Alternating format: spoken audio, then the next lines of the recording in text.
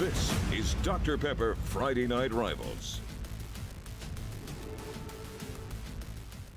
Another season of high school football kicks off tonight along the Gulf Coast and also here on UTV 44 as Friday Night Rivals brings you a rivalry that's known as the Battle of Old Shell Road. Good evening. I'm Jim Cox, my partner Dan Brennan, as we're here at St. Paul's for St. Paul's and UMS. And this series about as even as it could be all time, 23-22 in favor of UMS. They're always great games. A couple of teams that won 7 games last year, Dan, but I think each a little more lofty goals for this season. I think you're right. These are programs very well coached. You'll notice that right off the bat. And of course, also, they're used to winning. They know if they take the game in the fourth quarter, and you're right. Win-loss, very close. The game itself also very close. Yeah, one thing I think will help UMS maybe get there this year is having a head of Wills in the backfield. He played well in week 4 last year. He's banged up to start the season. He's going to be a big catalyst for him. Yeah, he's very physical. 205 pounds, tough runner. He's going to bring it every play, and he's going to have to, too, because the St. Paul's defense has got some dudes over there, including a guy that's maybe the dude on the Rivals the class of 26. Right, that's Big Tank, number 8. You can't miss him on the field, and you can't miss him anywhere. You can't miss him in class or in the parking lot. Anthony Jones is one of the top players for the class of 2026, and he's right here at St. Paul's. Yeah, just a junior, and when Steve Mask was here 3 years ago, I remember he said to us on the field before a game, said, this kid might be the best that's ever come through here. And they put some guys in the show from right here. That's saying a lot. Yeah, it's UMS and St. Paul's tonight here as we're on the campus of St. Paul's. And we'll kick things off to start our season, our 25th season of doing this. Can't believe we made it. See if we can make it through the first half. Coming up after this. Back here at Delaney Stadium, Jim Cox and Dan Brennan as we get ready to open up the 2025 high school football season here on UTV 44. And rivalry between these two teams, the Battle of Old Shell Road. The campus is, a mile and whatever. A half, maybe, right? Maybe part. So great rivalry. And these teams used to play at the end of the season. Now they play at the beginning, as we'll go down and get our coin toss here to let you know who will get it first. And our coin toss brought to you by the Mobile County Sheriff's Office. And toss is won by UMS, and looks like they're going to defer. And so the Saints will get it to open things up here. And I think both teams, Dan, offense is kind of the big question coming into it. I think both teams are going to have really good defenses this year, but I think each one trying to figure out what they're going to do on offense. Are they going to be able to be explosive? You got a sophomore quarterback starting for UMS, and then you've got Kenny Johnson, who moved from safety, really good athlete, playing quarterback for St. Paul's tonight. Yeah, exactly. So you got big questions at quarterback, and then those questions may get answered as the season goes along. Maybe those questions get answered tonight in the opener. But you're right. They're going to try and feel their way out. Both teams really like to run the ball. Both teams, that's their MO. So they're okay. They're okay without a flashy quarterback. But I just remember last year, Jim. I can remember it like it was yesterday. And St. Paul's took the opening kickoff at UMS-Wright and really displayed a lot of power on the line of scrimmage and ran it right at them. Now, UMS was able to make some adjustments and keep that thing, it wasn't like that all day long. But the fact is, this is a very good St. Paul's offense, rushing offense, so we'll see if that's what they do. Tate Johnston is back deep along with Anthony Frazier, and Frazier going to be number 2. You see him back there. He's going to be a key to that offense for running the ball for the Saints, and Kingston Fan will kick off for UMS. And the field here at St. Paul's, as always, it's like being at Augusta when you walk out there. It's unbelievable. Incredible, yeah. And so Fan returns as the kicker for the Bulldogs this year, and he'll just pooch this one to the near side on kind of a halfway fair catch called for and then dropped. Wasn't real committed on there by Carson Stevens, the starting tight end, but so they don't kick it to the deep men and pin him back inside the 15 after that fumble by Stevens, and we'll see the St. Paul's offense come out here. We talked about Kenny Johnson, 5'11", 165. He's a great athlete. He's fast. He can throw it. He was a safety, so you always hate to take away one of your stars on defense and move him to offense, but he's going to be their quarterback to start it tonight here for the Saints. And Stevens, who just handled that kickoff, is split out wide in motion by Tate Johnson. They want to get the ball into his hands a lot tonight, and they'll start it out of the right flat to him, and he'll pick up a couple, maybe back up to the 15, but maybe a yard. UMS there, good defense to start this one. You know, doing this 25 years, this UMS defense looks pretty much like the one, I guess, was it 01 our first season? Yeah. Or 2000. 2000 our first season. Yeah. Just so well disciplined, so well coached, and developed from about the 5th grade on the campus. So pick up just one on first down. The inside give, and this is Frazier trying to bounce it to the outside. He gets to about the 16, maybe before Jeff Holston, 3-year starter for the Bulldogs. Had 116 tackles last year and comes up with a stop there. And now you got St. Paul's in 3rd and long to open this one up here on the opening drive. And Frazier, who had 1,100 all-purpose yards last year. He had a good game in this one last year. And this UMS defense, salty has kind of been the word that's been tossed around, and they kind of felt maybe they lacked that a little bit last year. 3rd down, Johnson rolls out to his right, pressure from Holston, fires it off right at the sticks, and he's going to have it complete for the first down. Able to roll out and get Walter Hensley, the senior, for his first completion, his first catch on the night. Boy, that's nice a throw here, yeah. Really good play, really good throw. This is the play I saw them working on before the game, and just a quick out and good communication, good timing. First down, Saints. Yeah, moves the sticks and picks it up there on 3rd and 6.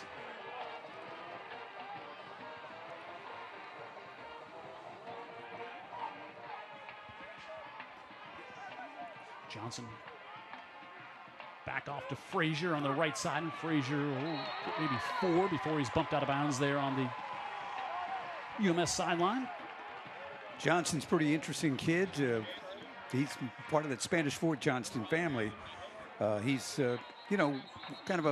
Like, if there was a Mount Rushmore of high school football families, like, Yeah. I think, you know, they might occupy one of the spaces, right? No kidding. No kidding. And this kid is really a dynamic player, too. Number 3 for the Saints. He'll play some quarterback tonight. He'll play anywhere. They want to get on the ball, and when he has that ball in his hands, you'll see that he can really go. There's Frazier, who they're really excited about him in the backfield, just a sophomore, and 1,100 all-purpose yards, I said, as a freshman last year for the Saints team. And I say, you know, Johnston has the arm to take some shots downfield when he gets the opportunity. Johnston coming around to the near side, sidesteps a tackle at the 20 and 25 and up to the 35-yard line. He's going to have a first down for the Saints, and was able to get away from a shoestring tackle there at the 20, and then jumped over David Lott about the 25 and up to the 35 for another Saints first down. Johnston's all different. You watch him move here. He just moves like a really, you know, very fluid athlete. He may be as, you know, as athletic as all 3 of them. Of course, his older brother was the quarterback, and then you had the linebacker that had the all-time tackle record for the state of Alabama. At the 35, and Kenny Johnson rolls out. Now he's going to keep it this time, and he'll pull it down and dive up to about the 40 and gets 5 on first down. Take a look at the St. Paul's starters here. Johnson, we talked about. Kenny Johnson, the quarterback. Chastain and Frazier in the backfield. Up front, you got Denniston, Robinson, Farnell, Stapleton, and Odell. Stevens, the tight end. Ross Delaney out there at wide receiver as well. So kind of young on offense on the offensive line, but Farnell, a 3-year starter, and Odell, a 3-year starter there, but they replaced 3 of the 5 starters up front for the Saints. Yeah, it's good to have that center that's been around a while.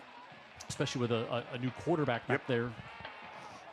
And now Frazier dances to the outside, able to get up to the 40, and he'll take a big hit from Holston there and get knocked down about the 43. He's going to be about a yard short of the first down.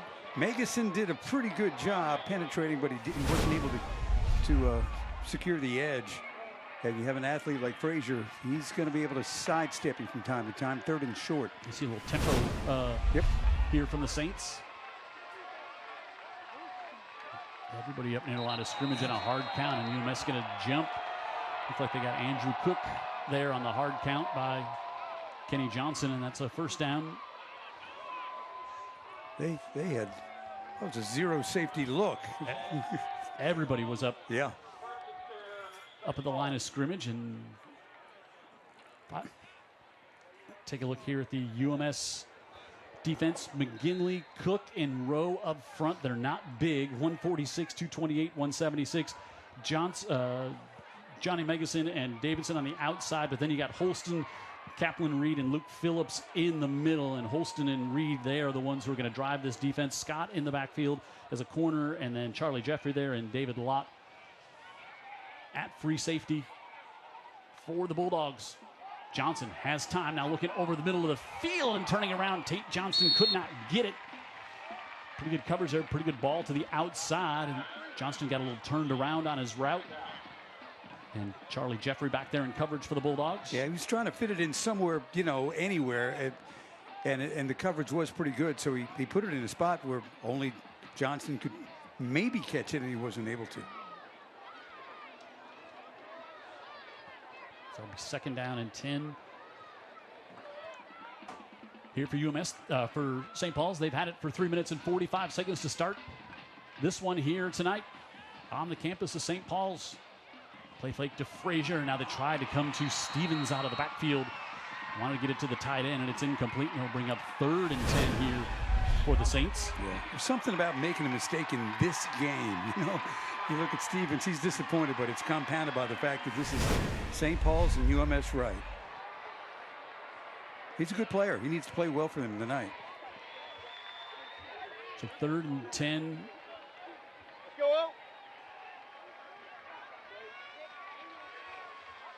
Two deep safety, look, safe. Maybe 2-down territory here up near midfield, Dan? Maybe. Johnson has time, wants to air it out the near side again, looks for Johnson, it's incomplete. And it'll bring up 4th down. We'll see, as you had good coverage back there by the Bulldogs. Meganson, some pressure up front, but then Davidson dropped back in coverage and helped to break that one up. Jeffrey was there again, and we will see the punt team come out. And Drew Ginsburg, he is the punter for this St. Paul's team. He returns this year, and he has got a leg. He was booming the punts in pregame. We saw him hitting 50-yarders into the wind field goals, and it was blowing pretty good. It was. That was the one thing that basically kept your man alive here. Pregame was just like a desert out there on the turf. Thomas Portacci back deep for UMS, and wow, super high punt. Portacci is the speedster, and this one will check up about the 24. So UMS defense holds, and St. Paul's kind of sputters there. That 2nd down play going to the tight end there on the drop kind of derailed that drive. Yeah, 3 first downs in the drive, I think. Yep. So they got something going, but they got to midfield, and that was that. And here comes the UMS-Wright offense. And again, I think they're going to be really run heavy, especially with that sophomore quarterback. Jim, what do you think? Yeah, Max Fowler is like, he looks the part. I mean, he is big, thick. He's got a big arm, and he's just a sophomore. And he's out here to start for the Bulldogs. And yeah, you would think a lot of run. And as we say that, Fowler wants to go deep on his first pass of the year. Looks to hang it out there, and it's incomplete. Had triple coverage back there as he wanted to go up top to Camden Taylor, the senior. Good coverage by the Saints, but we saw the arm on the first play of the game. That got everybody's attention. UMS starters offensively: Hallowell, Ballienis, Smallwood, Lathan, and Williams. Williams, a 2-year starter at right tackle. Blackerby is the tight end. Denton Elliott's been starting a couple of years at wide receiver, and Taylor just went to there. Perry Hand, Bo Wills, who they're really excited to get back, as Dan talked about, as the starting running back. But you'll see Holland back there carrying the ball as well. They'll go with 3 big running backs, and this one going to move UMS back. Yeah, I think we had motion, Jim. St. Paul's is identifying it as such. And this, we'll talk about the St. Paul's defense. We'll get to the lineup in a minute, but they return the entire front 7. Yep. McLeod, a 3-year starter. Chris Dotson up front, and then Oliver Cross, a 2-year starter. And the linebackers, Will Abrams, a 2-year starter. Noah Abrams, a 3-year starter. Their cousins, Hayes Baker, a 3-year starter. And then you got Tank Jones, a great prospect Dan was talking about. I mean, #1 linebacker in the country. Some say the #1 prospect overall. 109 tackles last year. Wiggum, McNeil, Gable, and Schutz. Now, that's where they're young in that secondary. Not a lot of experience back there, but when you got a front seven like that, that could make up for a lot of youth in the backfield. And there's Jones with his first tackle of the night as he brings Wills down after a gain of 3. So now 3rd and about 12 coming up for UMS. And you see Anthony Jones, they call him Tank, and he's just everything. I mean, 8 touchdowns on offense last year. They used him in that wildcat situation. He can do just about everything. And everybody, to a person you talk to about that young man, says he's just a wonderful kid. It's amazing. Humble, great student, great teammate. And he's got everybody in the country wanting him to come play for him. Pressure coming on here. Foul wrapped up and dropped down all the way back at the 9. Fowler tried to roll out, and Noah Abrams, the senior who had 4 sacks last year, picks up 1 here. And Abrams, he's 5'9", 190. If he was 6'2", he'd be getting offers in the SEC. Yeah, he is really a great high school football player. How often do we see kids that you can just say, wow, he's just a dominant guy on this field all season long? And he is 5'9". But you ask the teammates and opposing coaches especially about him. He's quite a special player. Joe Lott, the quarterback for UMS last year, who's now up at Troy, he said he was the one who concerned me most on the St. Paul's defense before the game. He said he's not going to make a mistake. He's going to screw up our plays. Like he was the guy. Yeah. And he's playing next to an All-American, right? So Bud Urquhart to punt out of his own end zone for the Bulldogs. This one end-over-end kick, and going to take a bit of a Bulldog out, but St. Paul's has flipped the field position here, and they're going to have it at the Bulldog 45. We're 5:52 to go in the first. Scoreless here in the Battle of Old Shell Road as we open things up with Friday Night Rivals tonight in Mobile.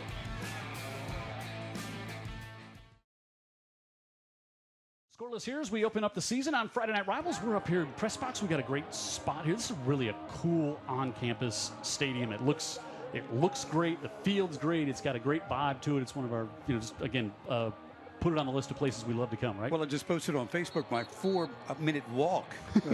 So it's my favorite place to broadcast just because of that alone. Yeah, I dealt with Old Shell Road, which is kind of like the inner city Bayway on a Friday is what it kind of felt like when I was coming over here. It's a bit of a snag. So St. Paul's with good job on defense. UMS goes 3 and out with a penalty. A penalty on that drive that backed him up, and now officially moved this one to the 41 for the Saints. Take a shot. First down, take a shot. He'll go with Tate Johnston at quarterback on this series. He fakes a pitch and goes along the right side, and he'll get inside the 40 before Luke Phillips, the senior, brings him down. He is a good-looking athlete, y'all. If somebody's going to pop one tonight, it might very well be Tate Johnston. How much backyard football that young man played growing up, you think? How many games did he lose?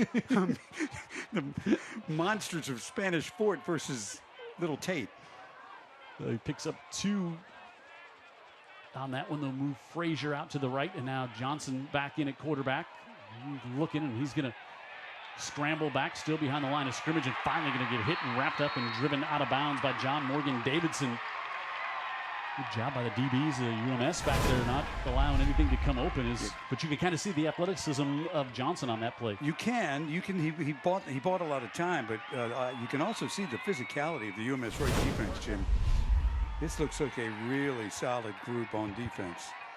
And they're not big, but they're always in the right spot. It's kind of been a hallmark of the UMS teams defensively over the years. Now 3rd and 10. Kenny Johnson rolls to the near side, looking, fires it off and broken up and incomplete. Jeffrey back there got his hand on another one. It'll be a 4th down situation coming up here. 4th and 10 from the 40. Flag where you might normally get holding. Would that be what's going on there? Let's see. Do we have a flag? No, maybe not. No, so Ginsburg's going to come on to punt. How close do they have to be for Ginsburg to take a shot at a field goal? Yeah. I mean, certainly not here. I get that, but I'm wondering what his 50, range yeah, I mean, is. they're probably 10 yards away from his long's 48 in his career. Okay. And I don't know if they think with this defense, you just try to pin him down deep here and angles this one. A fair catch called for inside the 5. And exactly what they wanted to do. And so UMS back deep again. 4:25 to go, scoreless here in the first.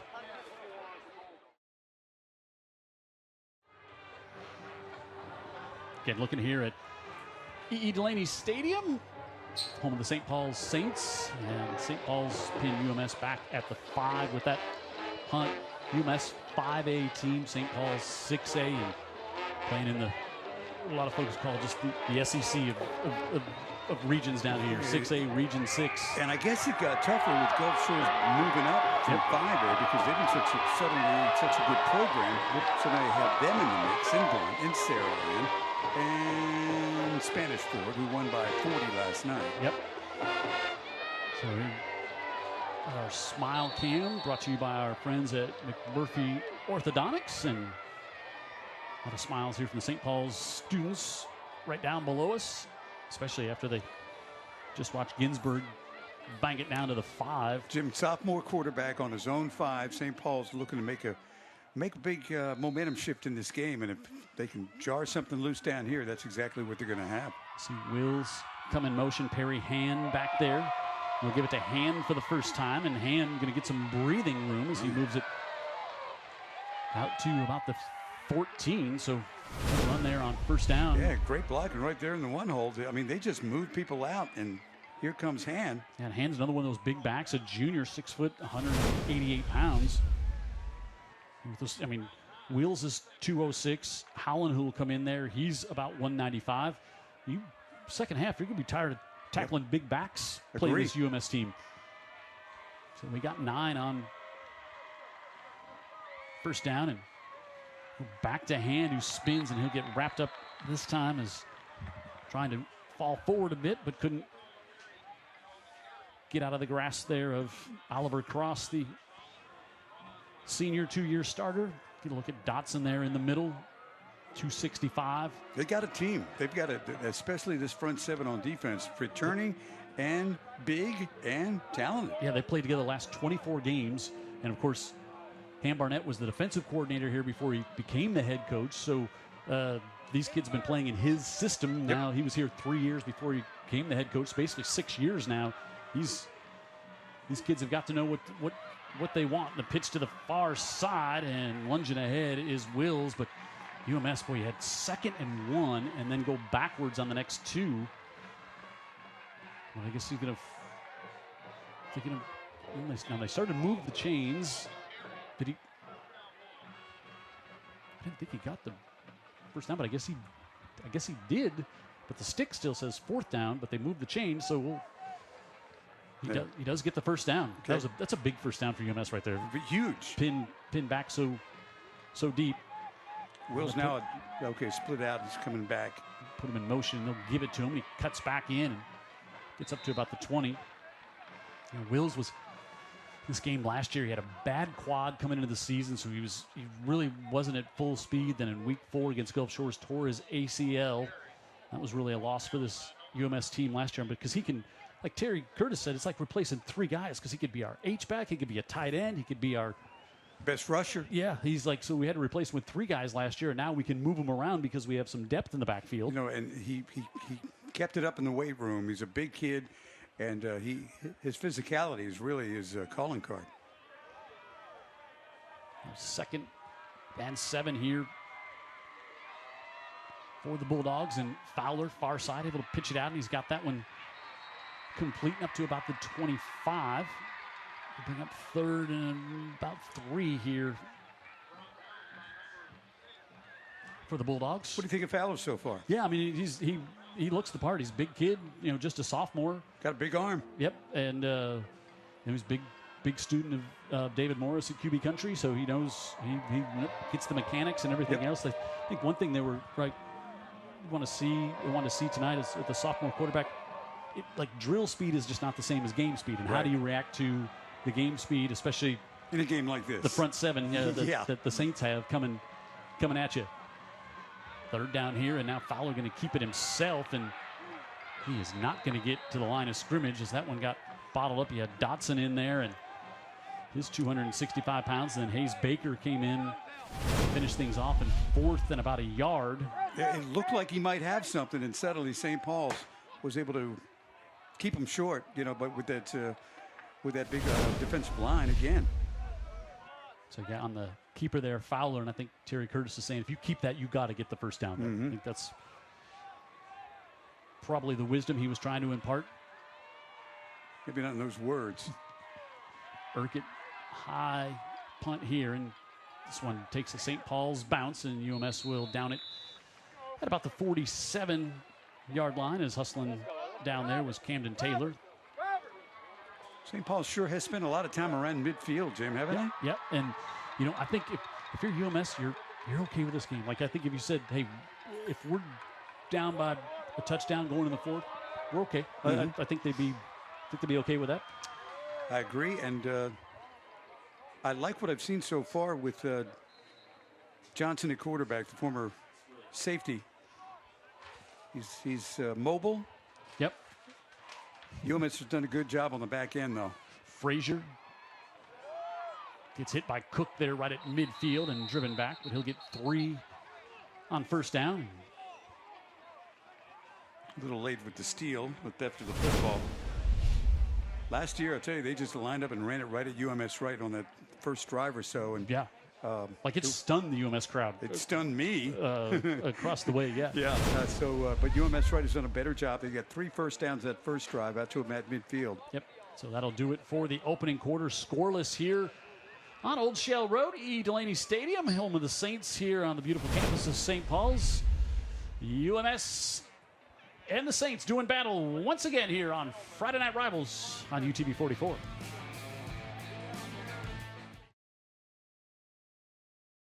St. Paul's UMS-Wright brought to you in part by Dr. Pepper, also by Mobile County Sheriff's Department, Greer's, and IBEW 505.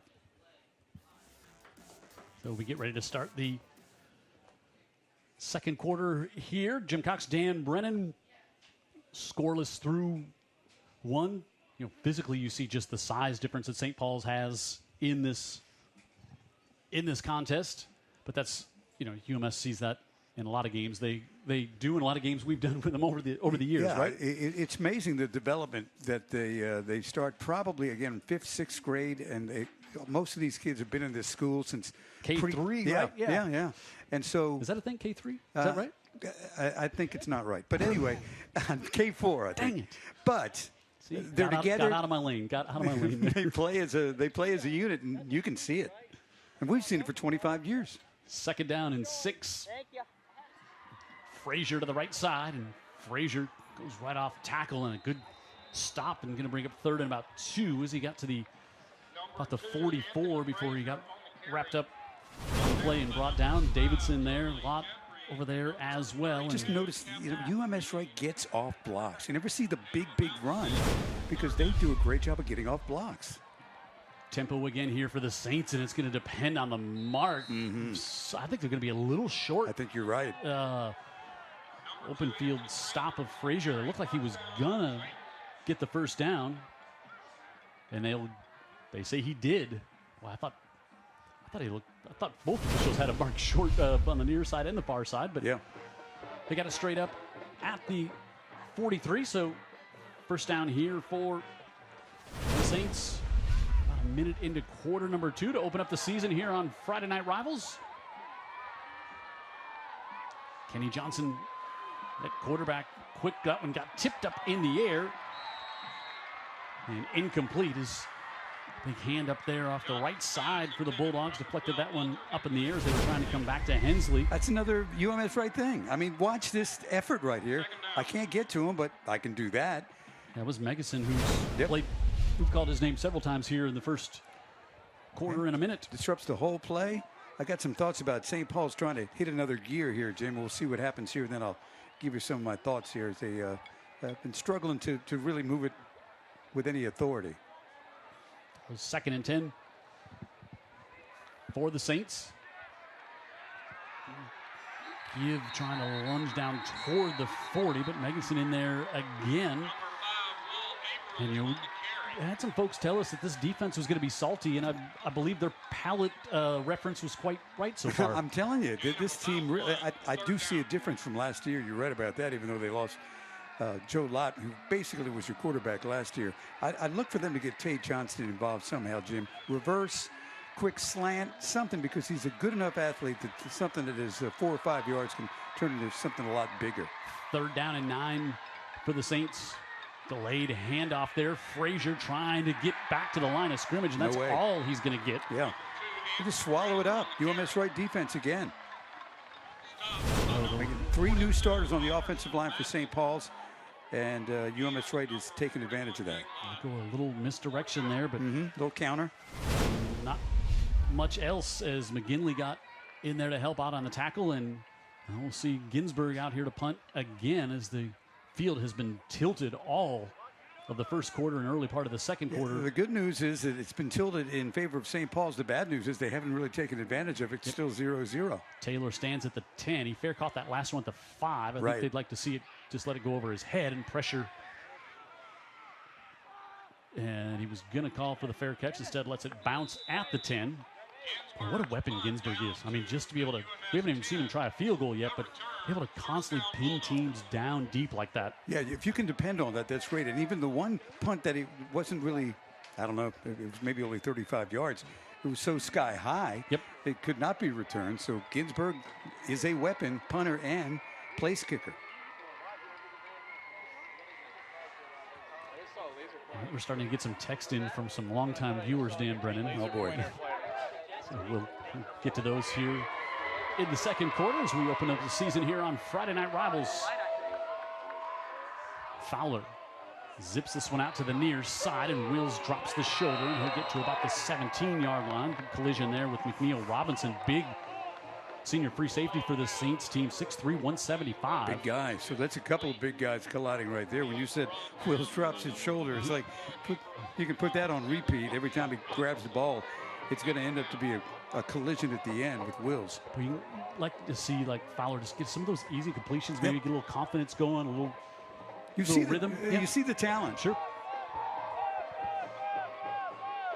So I'll pick up 6 there on first down. Back to Perry Hand, and he doesn't get much there before he's wrapped up again. Oliver Cross able to come in there, and another one of those. Good size. Senior who's been starting for a couple of years. Yeah, good size too, man. Defensive end. They got so much talent up there. We haven't called Edward McLeod much yet. He's a 3-year starter, Mobile Optimist Baseball Player of the Year. Yeah, I was going to say, you call him in the spring. I came to watch him play a little ball in the playoffs. A really good baseball player. 3rd and 2 for the Bulldogs.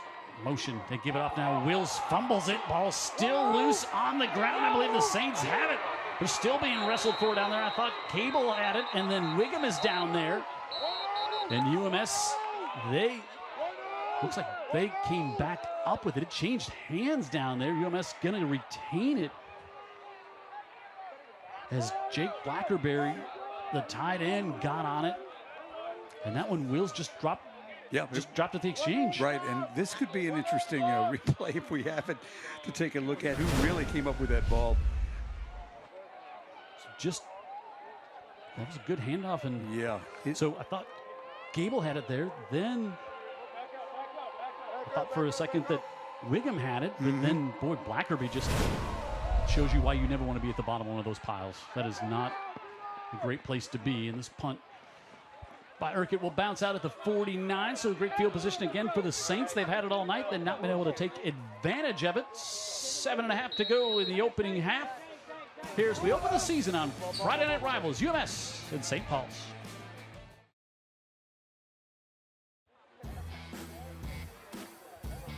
$7:23 left to go in the second quarter. Jim Cox, Dan Brennan. Halftime coming up. We'll have the local IEBW halftime show. Dan's got some special interviews lined up down on the field.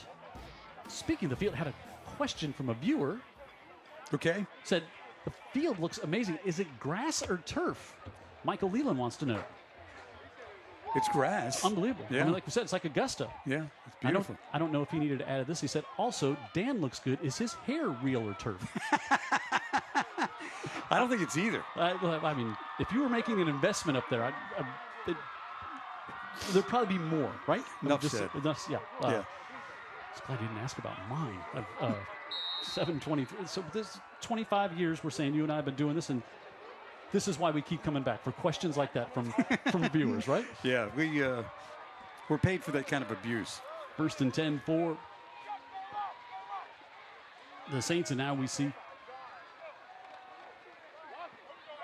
Tank Jones, the big linebacker, in at running back, and he'll get back to about the line of scrimmage before he's brought down. Yeah, a couple of guys that said, "Here comes Tank," and we're ready to tackle him, and they did. Holston, 3-year starter for the Bulldogs there with the tackle. Tough kid.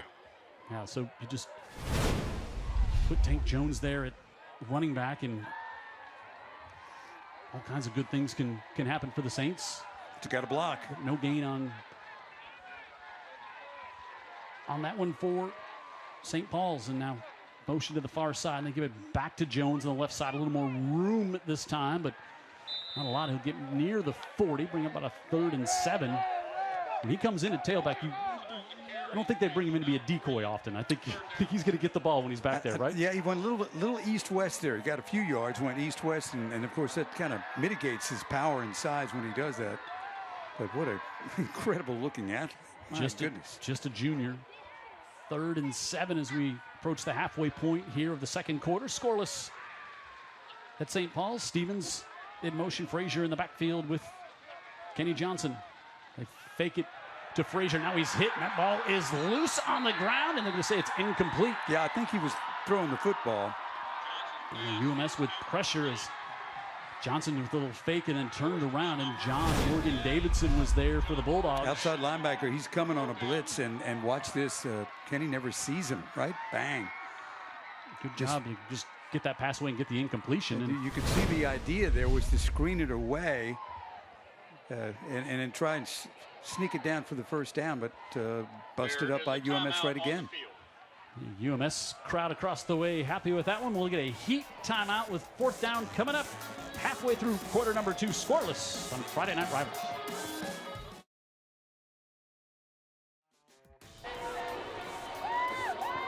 See the St. Paul's Saints fans down below us here and got their smiles on. It's our smile cam brought to you by McMurphy Orthodontics.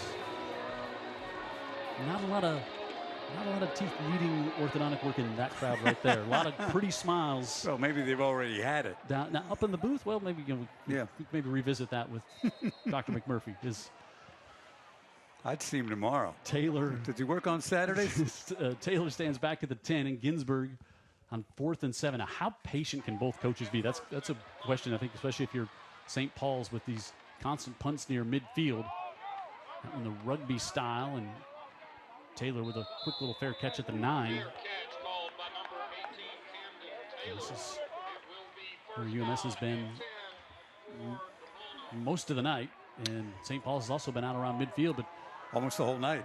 You gotta think Ham Barnett and staff are just thinking like we're kind of squandering some field position opportunities here in the first quarter. Yeah, I think you have to look. We'll see. They know certainly way better than I do, but the Johnson kid just intrigues me because of his athleticism and his speed. It would make sense to me, something with him. I mean, you have a stalemate right now, right? Yep. You're not able to really move it against UMS, right? But a special player can. And the one block and bang. Max Fowler, the sophomore quarterback, making his first start for the Bulldogs here tonight. Long throw to the far side, dangerous in the flat, knocked down, and they say incomplete. Boy, that was close. That looked like could have almost been a pick 6. Yeah, it just kind of hung up there. Watch it a bit. Yeah, watch it again, and you'll see. Will Abrams was, I think, the one who's had eyes on that. Just a dangerous pass if it doesn't get off super fast. Well, these Abrams guys are pretty good. Will and Noah. And Cousins, who's a senior. Noah's the senior. Again, he's had a great year last year. 13 tackles for loss, 4 sacks. Had a sack on the first series in this one. And Will, just a sophomore, but he started as a freshman last year. He's got more size at 207. Will's up the middle, off the left side. We'll push it up to about the 13. And bring it 3rd down here for the Bulldogs as we're inside 5.5 to go in the opening quarter. And then you flip it around. You say, okay, what does UMS-Wright do? They've got the younger quarterback. Guy's got a big arm, though. Started the game by trying to throw a deep one over the middle. Maybe it's something like that. It's just they haven't had many big chunk plays, neither one. Nope. And third and about 7 here. Little play fake. Fowler coming with pressure. He's hit, wrapped up, trying to get rid of it, and it's going to be incomplete. Wow, Fowler did a great job just to get that one free, as it was looking like that could have turned into a safety. And there's Edward McLeod, who came in there on the rush. And watch Fowler here. How does he survive this, Jim? Man. Hit low and then up top, and just able to get rid of it to avoid. He could have been driven back in the end zone here. Yes, that's what I was thinking might happen. On the hit, and instead got rid of it. And now UMS will punt from the end zone again. This is the kind of a quarterback debut for a sophomore where you say, you know what, I'm going to take a better look at tennis. Because he has been back behind his own 10 all night, and that's just invited the St. Paul's defense to come at him. So Urquhart will punt, the sophomore, for the third time from back inside his own 10. Yeah. He's been busy. Yeah, he's receiving the snap back by the end zone. There was some confusion on the down marker there. They still had that third, and they just flipped it over to fourth. So over to fourth. So now they got it. Urquhart with 10 up on the line of scrimmage. Saints are coming, it looks like, for this one, and they are. And Urquhart does a good job to get it off and got a good punt away out across the 40. Now Saints said, okay, see if we can't get a little pressure here on the sophomore punter, but he gets it off. And Timothy heard this before. Saints will have it in Bulldogs territory. Yes, they will. We'll start this drive here inside 5 to go in the second, still scoreless.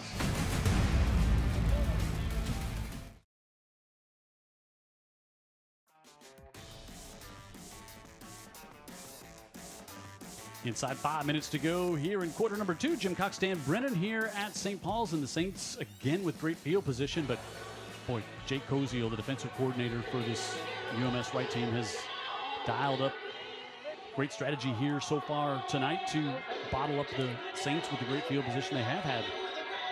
Yeah, so as the game started, the Saints had it maybe at the 25 or so. Were able to get 3 first downs, move it to midfield, and from then it's punt UMS-Wright back, and UMS-Wright punt back to midfield again 3 or 4 times. So what did the Saints do early that got them those first downs? So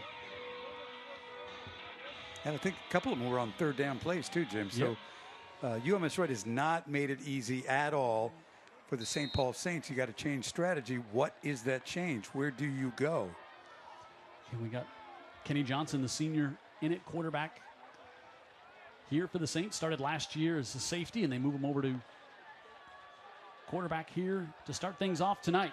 Has time this time, keeps his eyes downfield, wants to float it wide open. He's got Stevens inside the 10 and knocked out of bounds at the 6.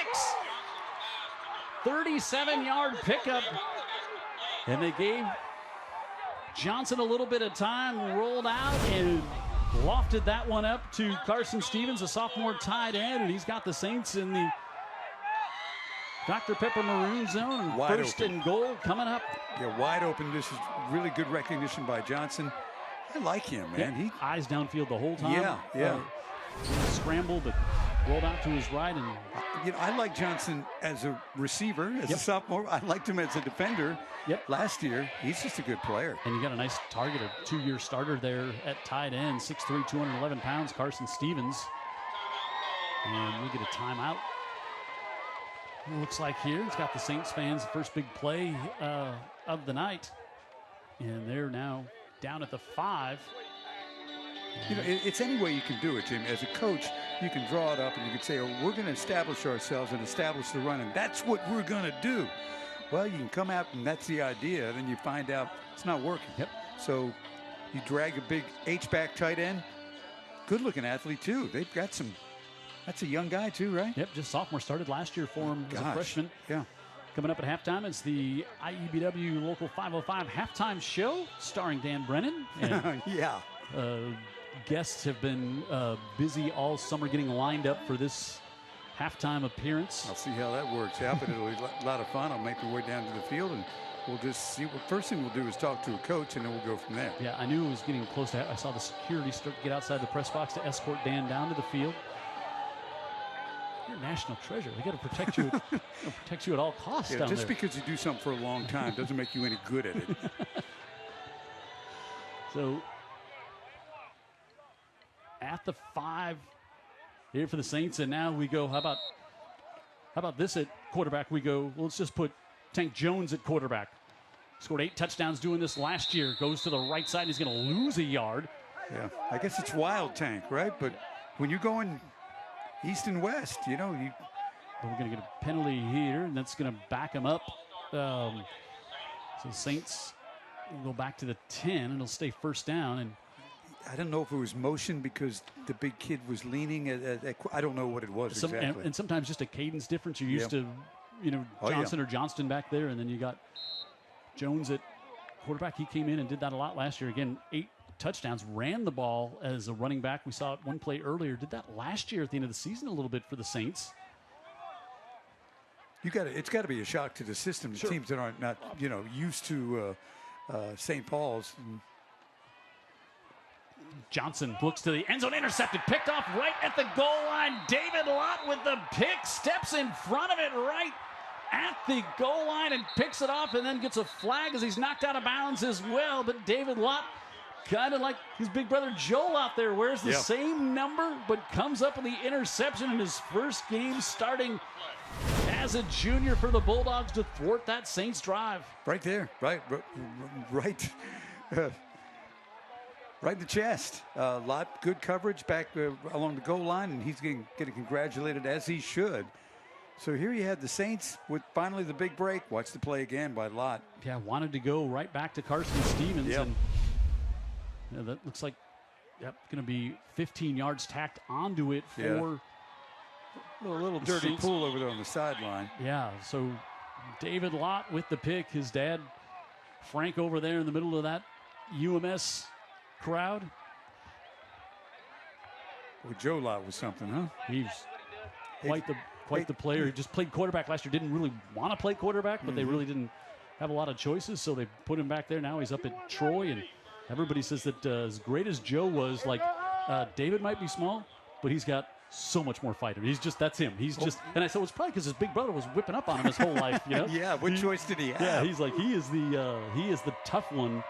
Not to say that Joe isn't, of course, but just David's got a lot of that in him and showed a little compete there on the interception. And now Fowler up the far side, and UMS going to move it for 9 on first down. And you start to feel a little momentum for the Bulldogs after the interception there as Denton Elliott, senior, gets his first catch of the night. UMS-Wright just machine-like, nothing spectacular. A lot of kids that know how to play well together, know how to complement the other. And they've been, like you said, they've been playing together. There's not a lot of kids moving in late in their careers to UMS. Most of these kids have been together since pre-K or whatever. The culture is great. The football culture is great. Yep, and the expectation is very high. They've grown up watching the success here, and well, you can watch them play, and you can watch the personnel, and you can be surprised by what you see on the field. They're not surprised. Right. That's the expectation they have. So they lose a couple there on second down, so they go from 2nd and 1 to now 3rd and 3. And Fowler back out there. He's got Holland with him in the backfield. Again, another one of those big trio of backs that the Bulldogs have. They fake it to him, and now over the middle, tipped up in the air and incomplete. That one too hot off the hands of Wills. And now 4th and 3 coming up, and he's going to punt it away, I'm sure. Yep, and but maybe a chance to push the Saints back a little bit here with that great field position they've had up near midfield. But you had the 15-yard penalty. You had 1 first down. I think that was the first one of the. Oh, they've got now 2 first downs. Yeah, and they had 2nd and 1. Yep. And then you go back on the 2nd down play and incomplete on 3rd, and brings up Urquhart to punt again. And again, the Saints with showing a lot of pressure. Urquhart, good punt. Johnston will let it bounce, and it will take a UMS roll down to about the 27, as we are now down inside 3 minutes to go and still scoreless here in the Battle of Old Shell Road. Saints and Bulldogs opening up the season here on Friday Night Rivals.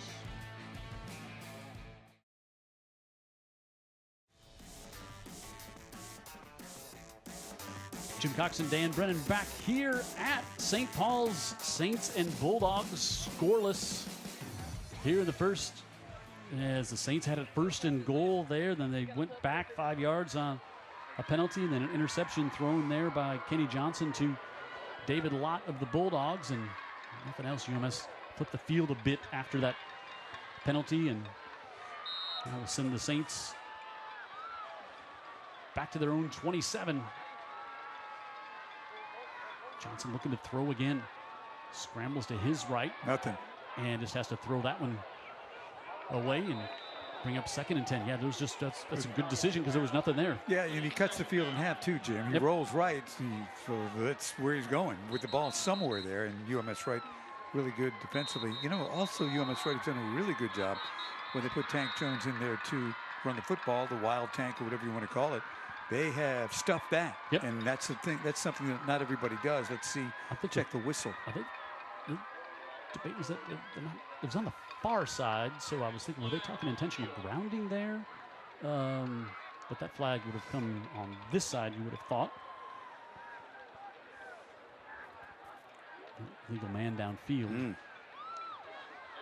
That'll back on. Now, something to keep in mind here. Not we've seen a lot of offensive, but UMS will get the ball to start the second half. And they might get it before the start of the second half, too. So now with St. Paul's going backwards. Yep.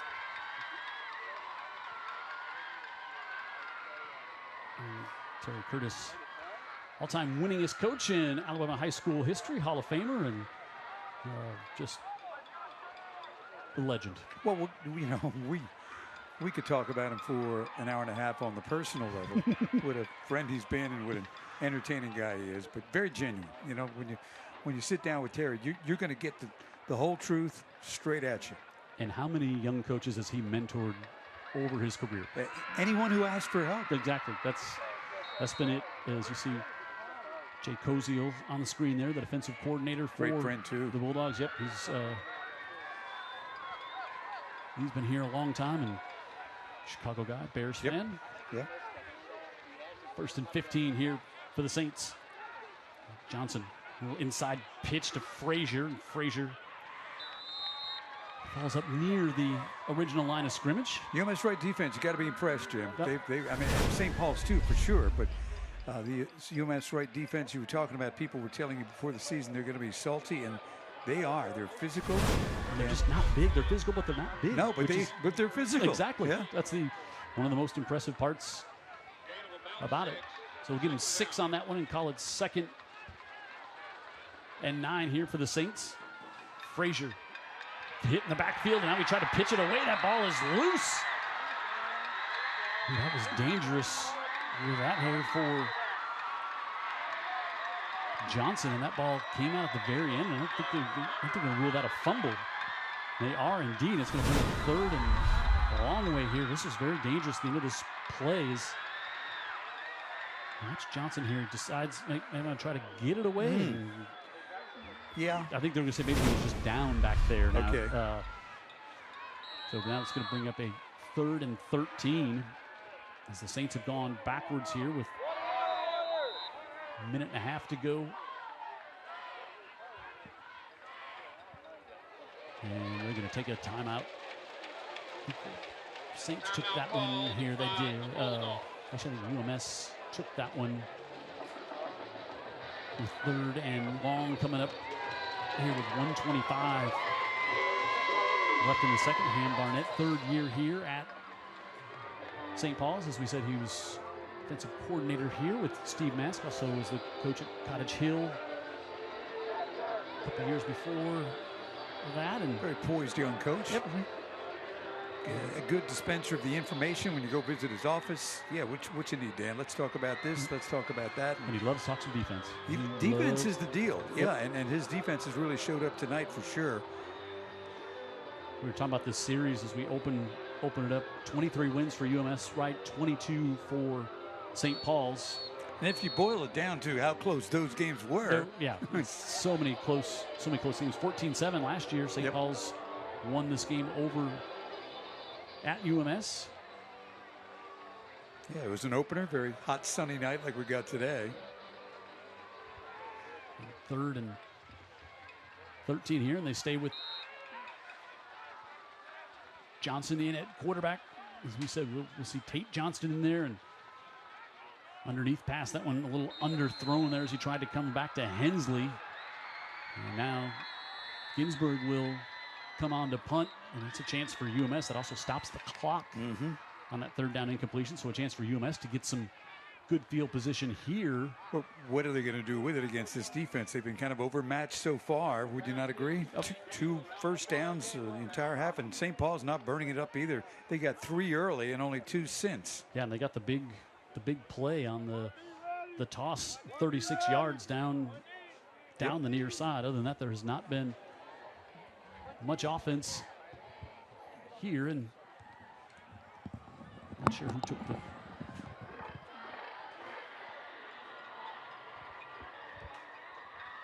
another timeout here with 1:21 left, and Ginsburg coming back out to punt again, and Taylor will stand back at his own 35. And Ginsburg's got the big legs. We said both punting and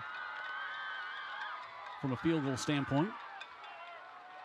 And Taylor, who's not really had a chance to do much in the return game here tonight. We'll see if we get a chance. High snap, but Ginsburg able to get that one up and still gets an amazing kickoff and goes across the field, and Taylor able to call for the fair catch. Great job there by Ginsburg on a high snap to pull it down with pressure coming, and still boomed it across the field. And UMS will have their best starting position up at the 38-yard line here with 1:12 to go. They've 2 timeouts.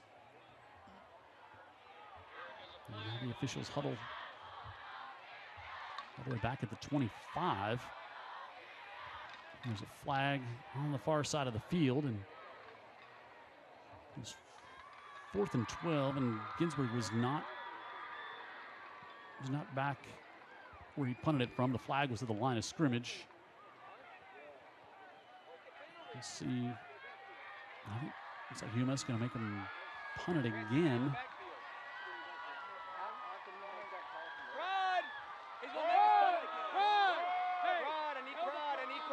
So legal formation against the Saints. So they'll make Ginsburg drop back 5 more yards and punt this one back closer to his end zone. It'll move up Camden Taylor to about the 45. Again, UMS with a chance to better their field position here late in the half. They do get it to start the second half as well. Ginsburg will line up at the far hash. Last snap was high, but Ginsburg was able to go up and get it. And now at the far hash, we'll see if he tries to send it back across the field like he did on the last punt.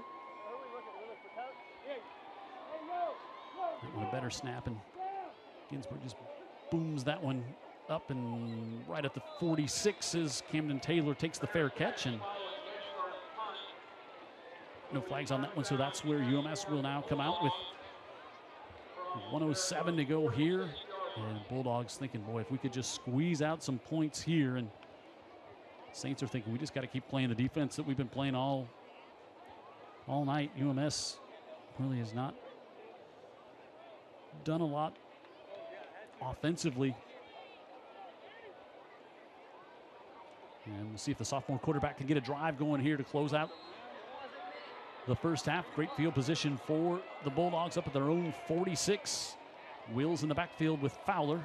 Fowler fakes it to him, and now he wants to dump it back. Little cross-field pass, able to get it complete off to Wills. Bangs free inside the 40, still on his feet, up to the 36-yard line, and a pickup of 10. And a little bit more, actually going to get it down 15 as they mark him up, and it's going to be good for a first down. They'll stop the clock here as they get the chain set up, and now UMS for the first time tonight inside St. Paul Saints territory. You saw the hit coming out from Noah Abrams there, but Wills bounced off him and able to ramble a bit more, and now the clock is rolling as Fowler. A couple of timeouts still. Far side slips this one out, able to get it off and complete, but nothing doing there. Is immediately wrapped up and nowhere to go on that one was Portacci, and UMS will take a timeout here with 31 seconds to go. Just Fowler had to quickly get that one away, and Portacci made the catch, but RJ shoots. The corner was over there to quickly stop that one, so nothing doing there, and UMS now has one timeout remaining. We'll be with you the next 11 weeks, counting tonight here on Friday Night Rivals. Next week we go up I-65 as Blunt and Saraland. Saraland opening up tonight against number 1 ranked Jackson. And Blunt takes on Viger tomorrow at Ladd.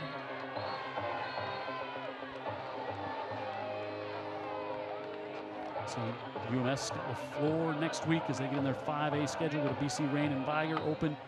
TR Miller, Citronelle, Williamson, Alberta, Faith Academy. That's a Friday Night Rivals game. And they close it out with St. Michael. Fowler, far sideline, gets that one up, and it's incomplete. Goes off the hands of Denton Elliott. That'll bring up third down.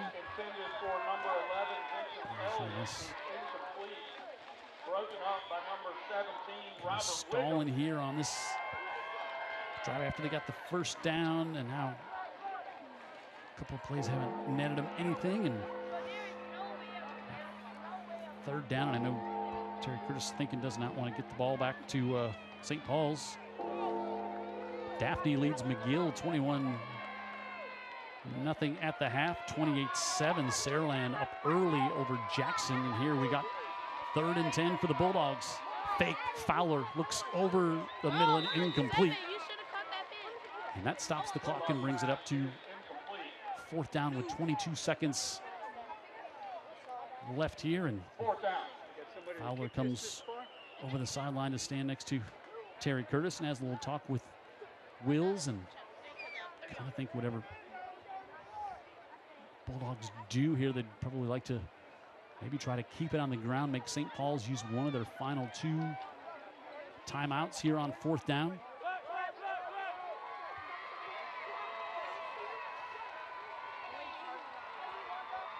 Hand in the backfield. Wills comes in motion. They fake it to Wills. Pressure coming, want to set up the screen. Able to get it complete off to the near side. Hand has got it. Perry Hand streaks free down to the 20, and he's got a UMS first down with 14 seconds left.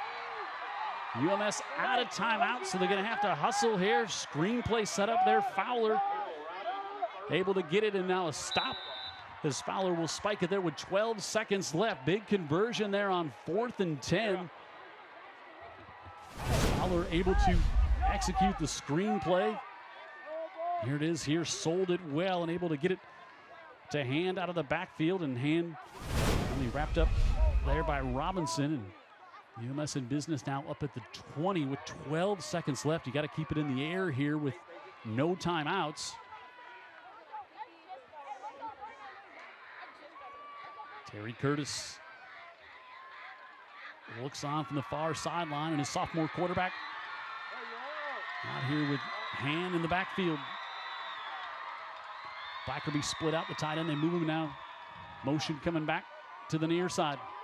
Fowler looking for the corner, hangs this one up, and it's overthrown and tipped up and incomplete. Is the 6'3" frame of McNeil Robinson able to get a hand on it there for the Saints with 6 seconds left, and now UMS will come out here to try to get some points as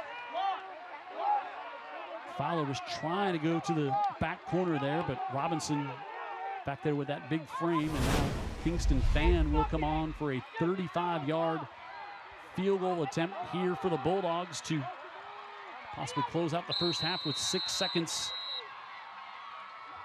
remaining, and St. Paul's going to take a timeout. They will, as Fan out there and Fowler the quarterback to hold. And Barnett says no reason to take those timeouts back with me there at halftime, but 6 seconds left. This will Might still have to kick it off after this play. Try to get you some other scores here in the timeout. Orange Beach leads Alberta 14-7. Baker leads Theodore 19-0 at the half. Foley on top of Baldwin County 24-13. Of course, impressive win for Spanish Fort last night. Beat Fairhope 42-6. Williamson leads Booker T. Washington out of Pensacola 26-0 at the half. Mary G and Pace are tied at 7. Choctawhatchee out of Fort Walton Beach leads Gulf Shores 10-7 at the half. BC Rain and Hillcrest scoreless. Citronelle leads Millry 14-10, now 28-13. Saraland on top of Jackson.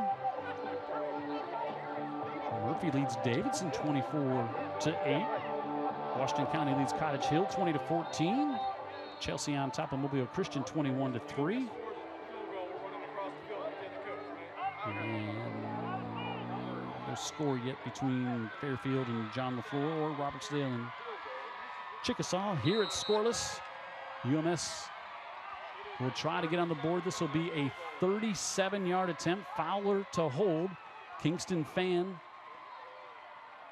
on for the field goal attempt. Good snap. Fan bangs it up, and he puts it right through, and UMS, and they'll let the clock run out as well, and UMS takes a 3-0 lead at the end of the first half. Big screenplay there on that drive that converted on 4th and 10 to get the Bulldogs the first down. And Fan nails the field goal, and now UMS with the first points in this one, and they'll get the ball back to start quarter number 3 as well. But a big drive, and that big screenplay there on 4th down by the Bulldogs gives the UMS-Wright fans over there plenty to cheer about, and they have the lead by a score of 3-0 as Dan makes his way down there to get with Coach Terry Curtis, and he's with the Hall of Famer right now. Dan.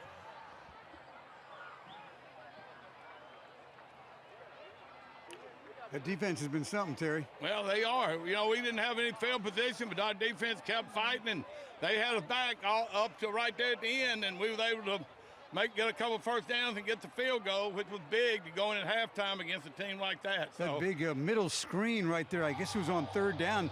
That gave you the chance to kick the field goal. Well, it did. They were showing a lot of stunts in that formation, so we said, okay, let's try it, and really made a big play right there. So it was a big play, and the field goal was really big. You know, we still got a long way to go, but it's always better to be ahead than behind, my man. What are we going to talk to the team about at the halftime, Well, Terry? we just got to find some stuff we can do, which we knew our line's a little undersized, and they're sending a lot of guys, and we're having trouble blocking them.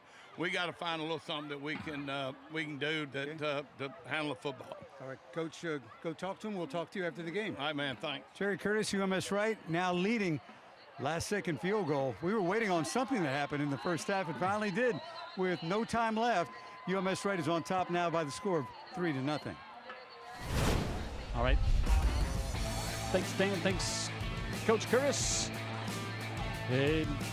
First half didn't feature a lot of offense, but Bulldogs got the field goal at the end of the half. They lead by a score of 3-0 as David Locke took away a potential touchdown there for the Saints in the second quarter.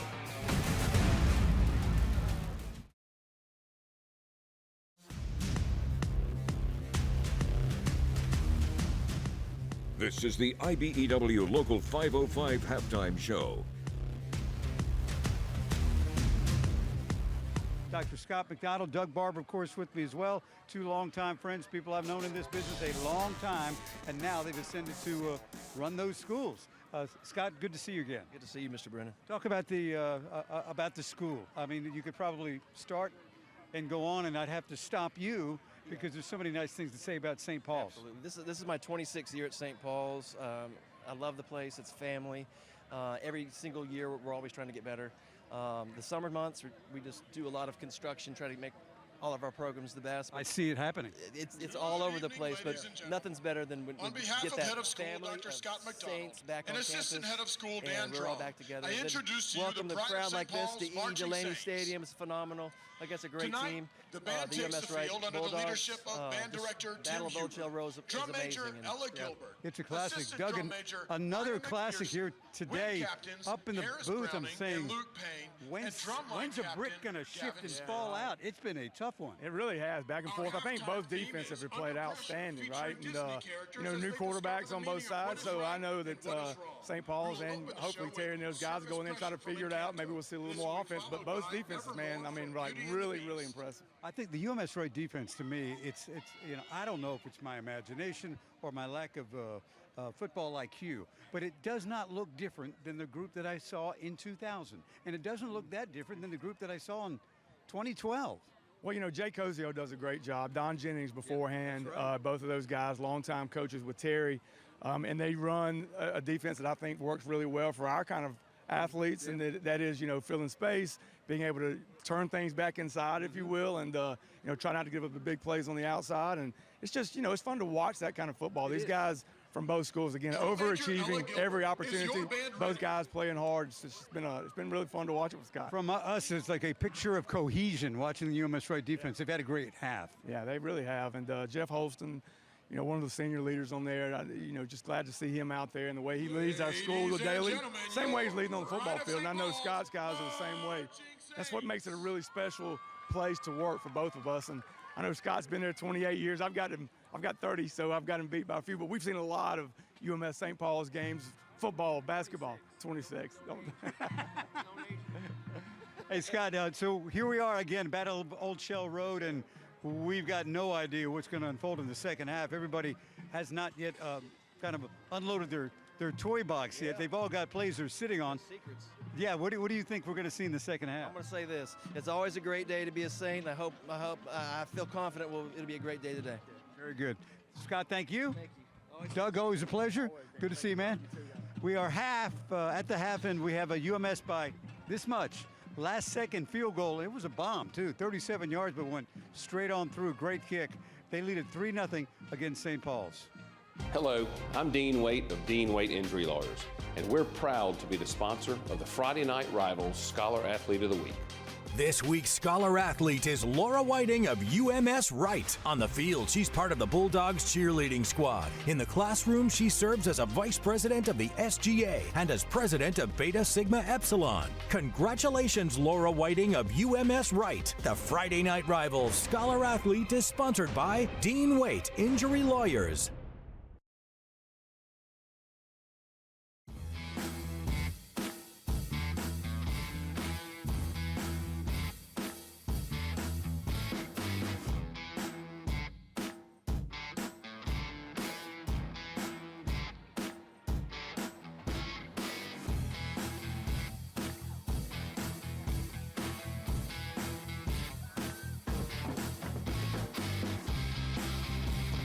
They get the first down, and then allows them to get the field goal team out there. And I was down there for all that chaos. I was on the St. Paul sideline, and finally I realized we got to talk to the guy on the other side of the field, and we made our way over once to that. And what a blast of a field goal too! I don't know if you felt it from down here. And it was straight down the middle too. It's straight down the middle, and he really kicked the dog out of that thing. So we would finally, like I was saying to Doug Barber, a brick finally fell out. We were waiting for something to shimmy loose, and it came loose with that big screenplay and the subsequent field goal, 3-0 UMS-Wright Bulldogs. And like we were saying, UMS gets it back to start the second half as well. He got it back with 2.5 minutes, and you were saying, oh, maybe they could get a score here, and then that's exactly what they did. What they did. UMS able to get the lead by a score of 3-0, and boy, the defensive both have played great here.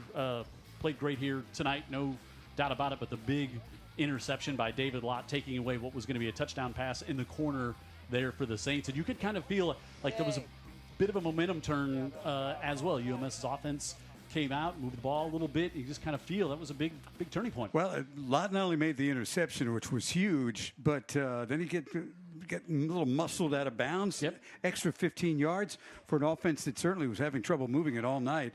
So they advanced the ball without doing anything, 15-yard penalty, and in the end, they were able to wrestle away enough momentum to have one big middle screen, get him a first down, and the field goal kicker follows it up, and here we go, 3-0. Yep, UMS opening up on the road here at St. Paul's, and then next week they'll start to get into region play as they take on LaFleur when they'll open up their home part of the schedule, and then back-to-back road games. BC Reign and Viger. Going to be interesting to see what Viger looks like with John McKenzie back there. Of course, led him to the state championship, and now he's back there at Viger. And then an open week, T.R. Miller, Citronelle, and then Williamson. And how about Williamson right now? They're leading Booker T. Washington 26-0 at the half. The good news that they found an offense, right? Yep, they go down to Alberta and then Faith Academy. That's a game we'll do here on Friday Night Rivals. And they take on St. Michael, and that will wrap up the season for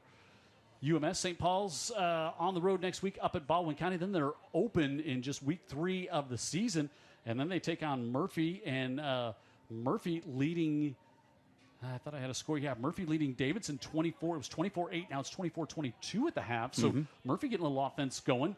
Then a tough matchup here against Theodore. I think that's a game we have here on UTV 44. And back-to-back road games, Faith and Gulf Shores.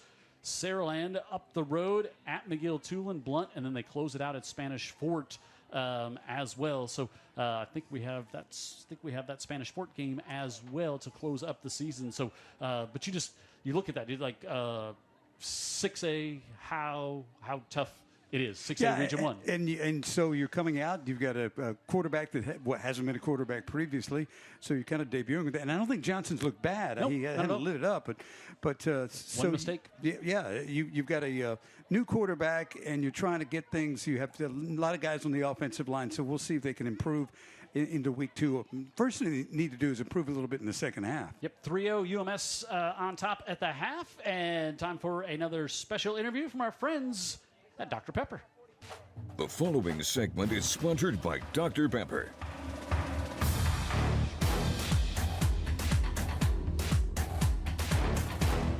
Well, Coca-Cola United again is so excited to partner with Dr. Pepper and partner with you guys being able to bring this game back to the community. But from the start, Mr. Bellingraf started Coca-Cola here in Mobile, the franchise, in 1902, and a lot of people don't know that. They don't connect the two. But he actually ran this facility to finance Bellingraf Gardens that he started up to give back to the community, to be involved. He ran it as a nonprofit organization to be able to finance that, and that's just in our DNA. That's how we started.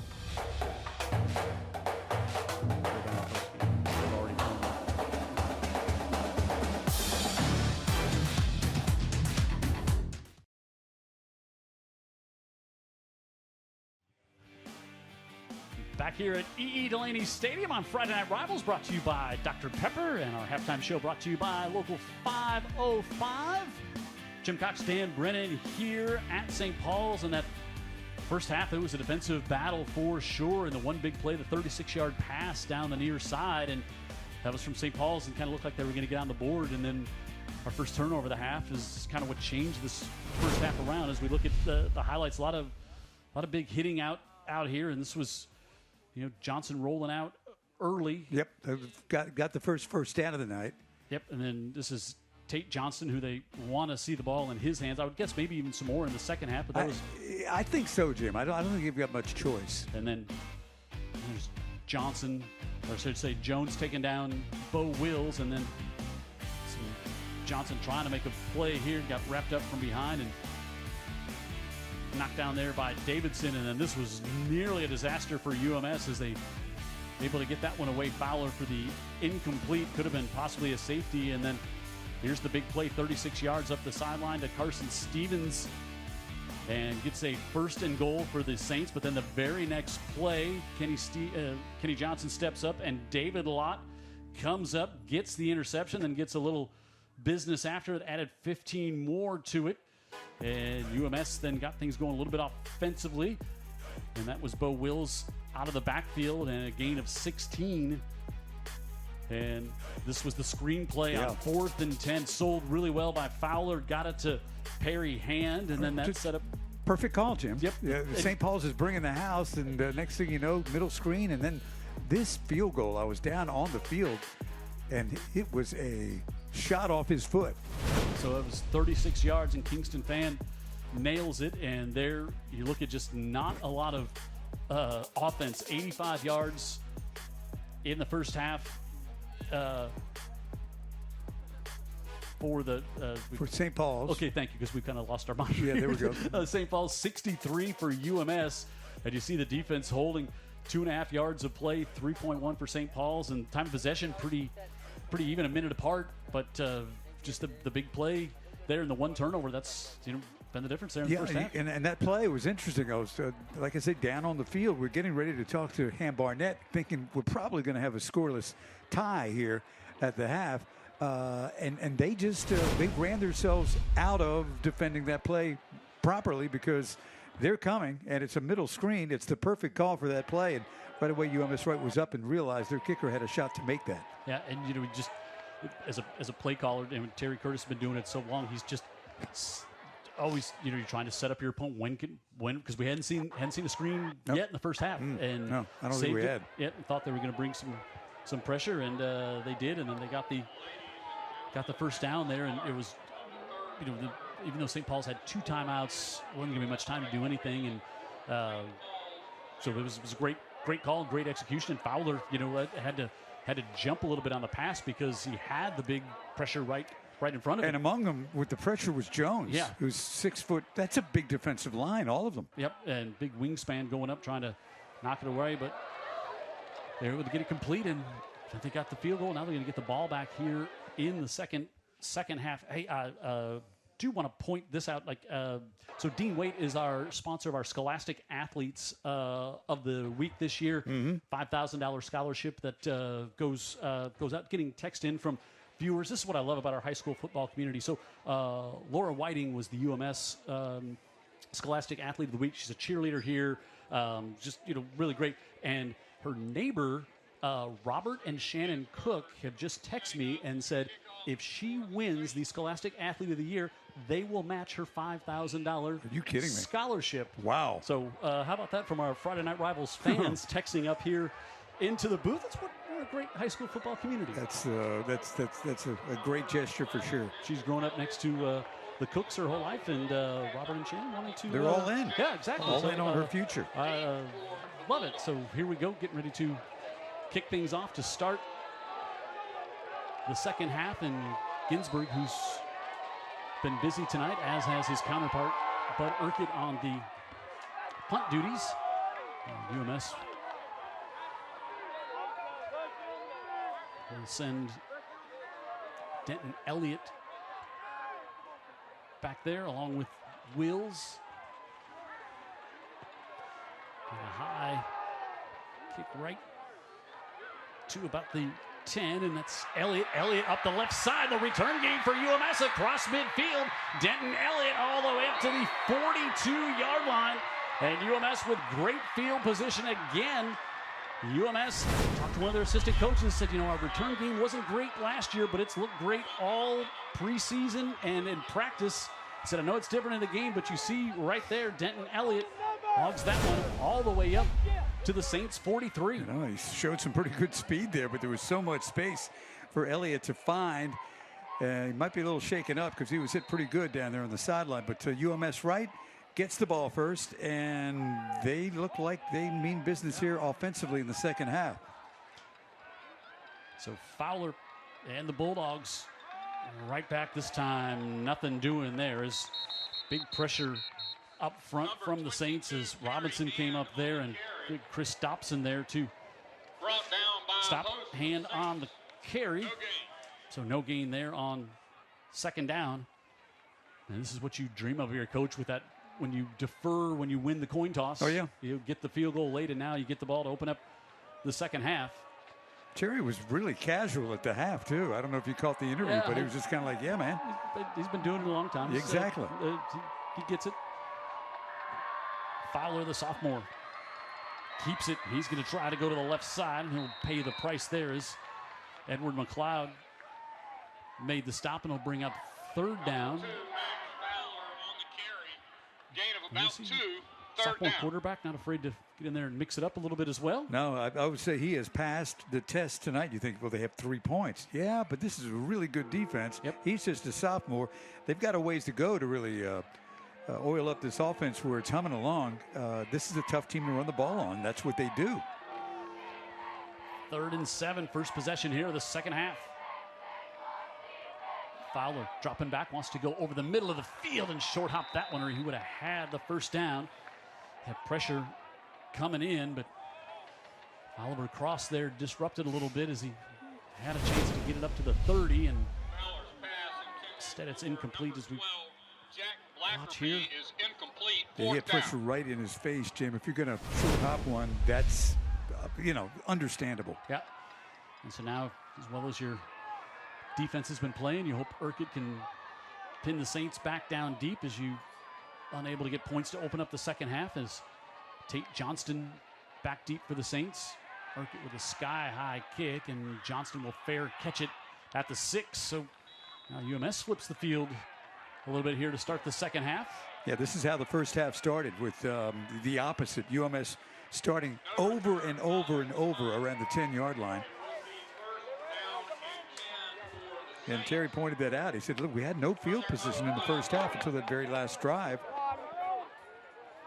You know, when it's a game that is this close and this tight, it doesn't take much to suddenly, like I say, Jimmy a brick loose, and now a play or two, and you can strike a real advantage. I'm saying that cautionary for St. Paul's backed up. Frazier takes the handoff, and he'll get out across the 5 to about the 6. UMS fighting off blocks, being where they need to be. Cook right there in the middle. Gain of maybe 1 for Frazier, who hasn't really been able to break it loose to the outside, or like any cutbacks in the middle, which we saw him do as a freshman last year. Yeah, a young guy, only a sophomore, had a pretty good game in this game a year ago. But this UMS-Wright defense seemed to be an upgrade from a year ago. Johnson again back off to Frazier, and Frazier this time he does slip a tackle, and he'll get across the 10, going to be short of the first down by about 3 yards here. And got a little bit of room that time off the right side. You know, the offensive philosophy is get the ball to the playmakers, and Barnett feels like he's got enough playmakers. Sure. UMS-Wright has just been up to the task so far and containing every one of them.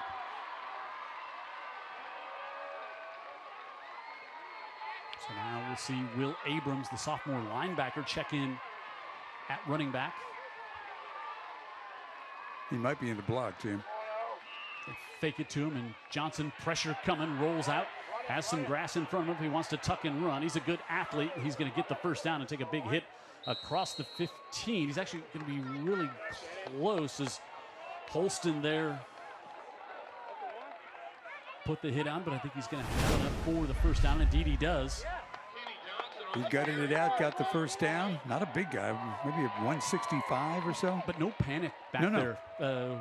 Keeps the eyes downfield as we said, and that time took the big hit from Holston at 6'2", 200 plus pounds, but it is good for a Saints first down. Get it back off to Frazier, who's upended as soon as he came through. Got upended on the play. Kaplan Reed, the junior linebacker, even there to make the stop. 5'11", 211, good size.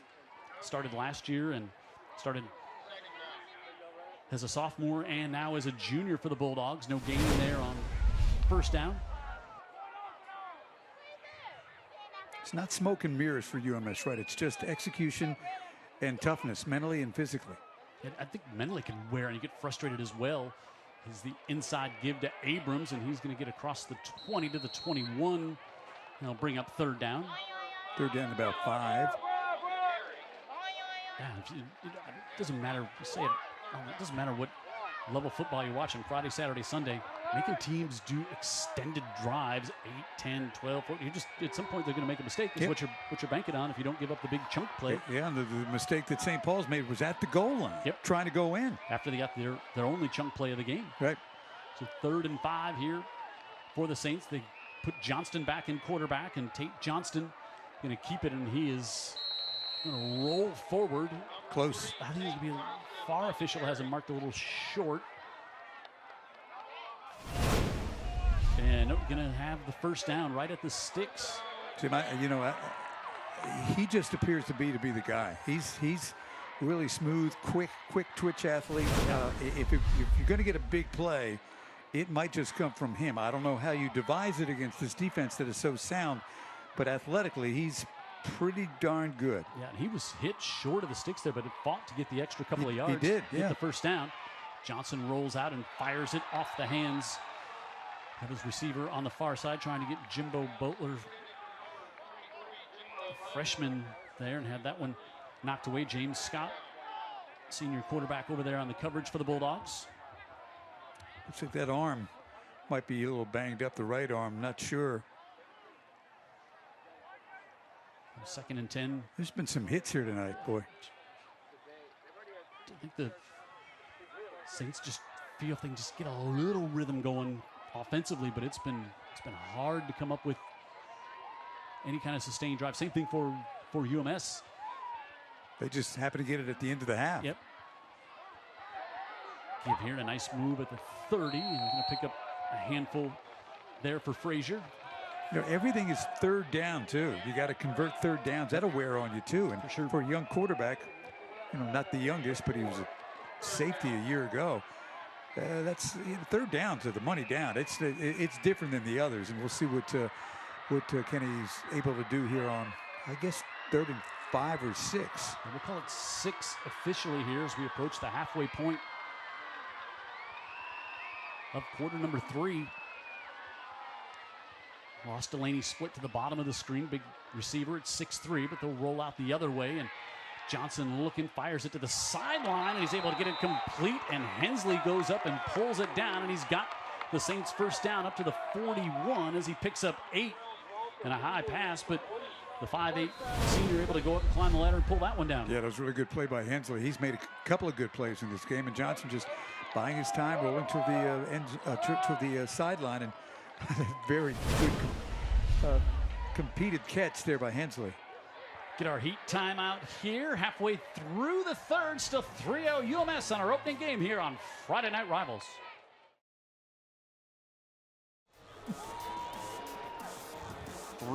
Halfway through the 3rd. Saints fans below us here. They hoping they get some more big smiles going as they got our McMurphy Orthodontics smile can. Stedman McMurphy, orthodontist there, and just a great guy. I've had the pleasure to know for a long time. Met him through, guess what? Fishing. Correct. Yes. 1st and 10 at the 41. Johnson with some time, zips it to the near side and through the hands of Charlie Jeffrey. That one a little bit high, trying to come over the near sideline and kind of surprise Jeffrey a little bit, and they'll bring up 2nd and 10. Trying to sneak it in there again to Johnston, the weapon I've been talking about. Had some heat on that one as well. Probably the same reason Johnston didn't catch it. It wasn't caught by anybody, but a little behind Johnston. 2nd and 10 here for the Saints. Stevens goes in motion and now try to go back to the far side and right at the sticks. A nice little connection there between Hensley and Johnson here, and going to be good for another Saints first down. So much easier quarterback rolling out to his right as opposed to coming out here to throw across your body. Yeah, limited, limited receivers downfield you're looking for. Cutting that field in half again. What they would love to do, Jim, is complement this with some runs that 5, 6, 7 or bigger. Keep it in the air. Johnson going to get flushed out of the pocket right at the line, makes a move, and then takes a big hit as Cook was chasing him from behind, and then Kaplan Reed was coming up from his linebacker spot. Johnson scrambles and gets 4. Clock continues to run with 5 minutes here to go in the 3rd. And Johnson has the Saints in Bulldogs territory. Frazier in the backfield. He'll give it to him and he'll bounce it out to the right. We got away from Scott. He's going to be about a yard shy of the first down, but a nice move there at the line of scrimmage to get free, and picks up about 6 on the play, so it'll be 3rd and 1. Yeah, finally a play from scrimmage. He's got to make a move, but he does, and they're within third down and very makeable. Going behind the 3-year starter Odell over there on the right side. Right. And now they'll put Tate Johnston back in at quarterback here, 3rd and a yard to go. Probably going to run some power. Let him take it. Yep, trying to get behind Abrams, and he's hit, and he's not going to get there as Abrams tried to lead the block, but Halston came up and made the stop. And the senior linebacker fired through that gap there and stopped him short of the first down. Almost a play where they just said, here's what we're going to do. UMS-Wright identified it quickly. Who's going to win? Yep. Somebody's got to win that fight. And on that one, UMS-Wright won with Halston's penetration. We'll bring up 4th and 1. Boy, how disappointing would that be? Looks like we had a flag here. Oh, okay. Holding on that play. Wow. Holding, and it gets And the blown loss. up like that. Yep. Yeah, it's like that's a tough. Now, it gives you third down again. Yeah, but now you're 3rd and 13. Yeah. So that. Yeah, 3rd and about 13, as Dan said. With 3rd and 1 and couldn't convert there. Now, of course, they bring Johnson back in at quarterback. Stevens sets up, and now he'll leave the backfield. Johnson rolling out to the right, and he gets tripped up and brought down from behind as Kaplan Reed comes in and gets the sack on 3rd and long. You know, I guess Reed's had a great game. He certainly had a great 3.5 minutes here in this portion of the third quarter. He's been outstanding. What a player. So 4th down on the loss there, and Ginsburg will come out to punt.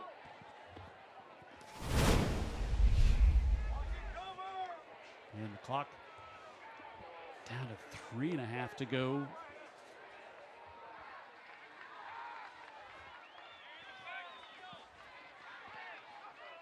End over end kick this time, and a fair catch at the 25. Still many punts as the Bulldogs have fielded. They're happy to be at the 25 as opposed to back at their own 5. You're right. 3:14 to go in the 3rd. UMS still on top 3-0, and they've got the ball coming up.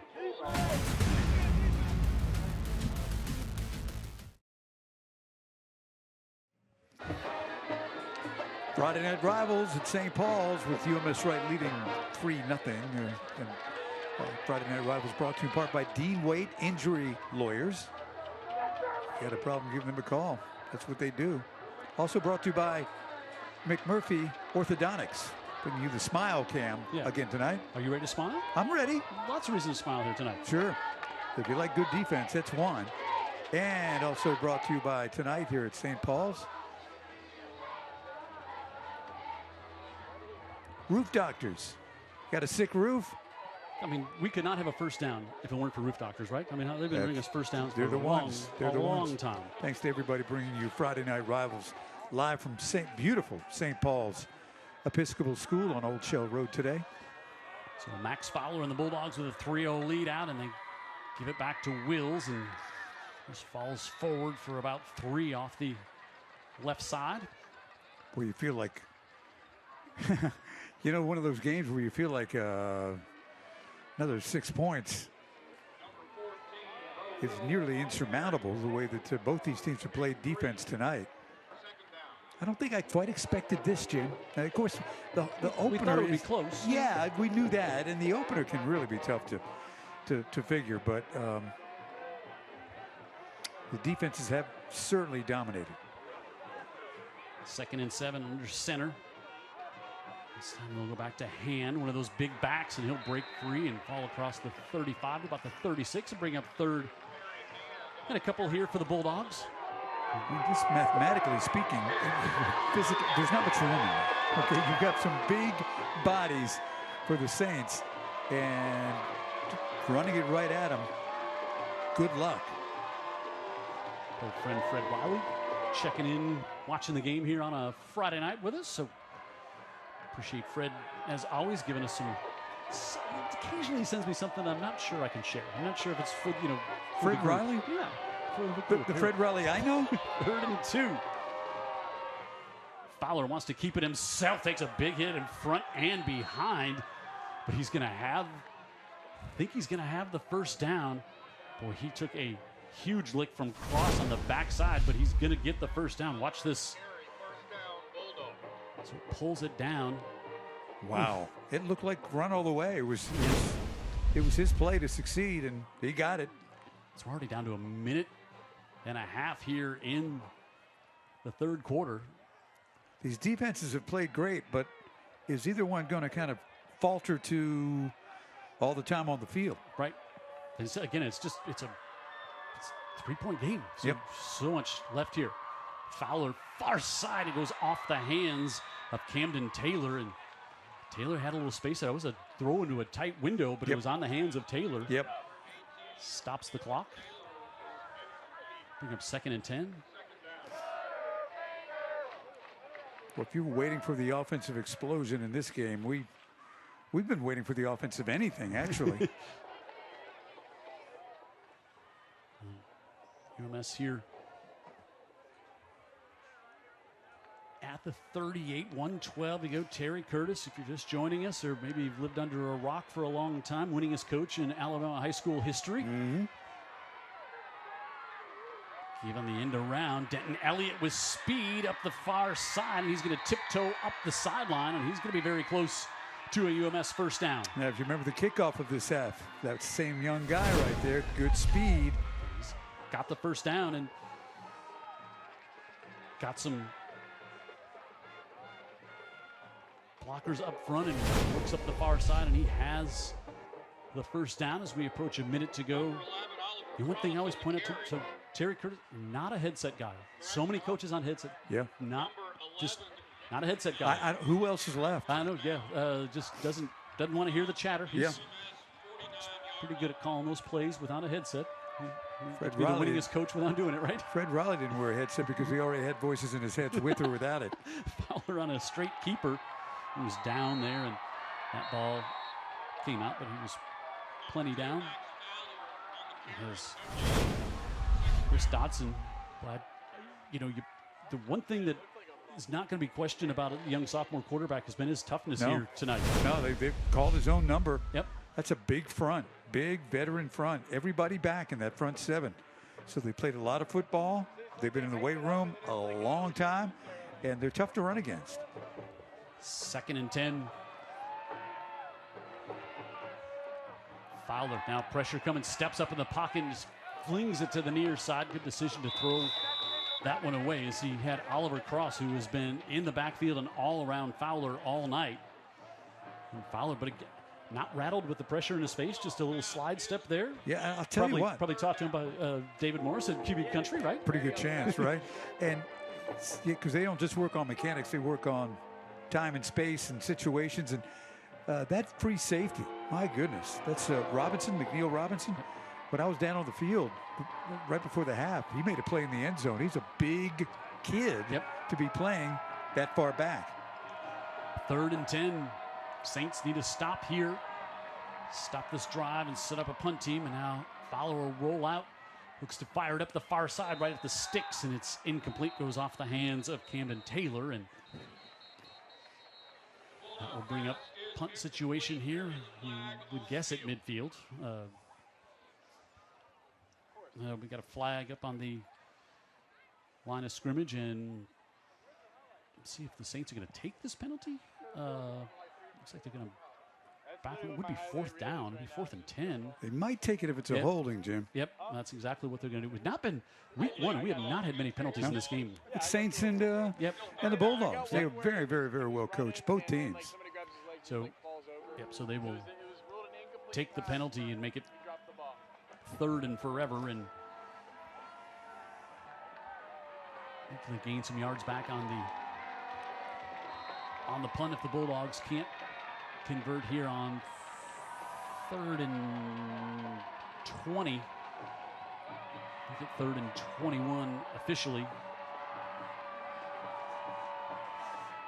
Fowler cross coming in as well. Fowler just hangs it up the far side in traffic, and it's incomplete.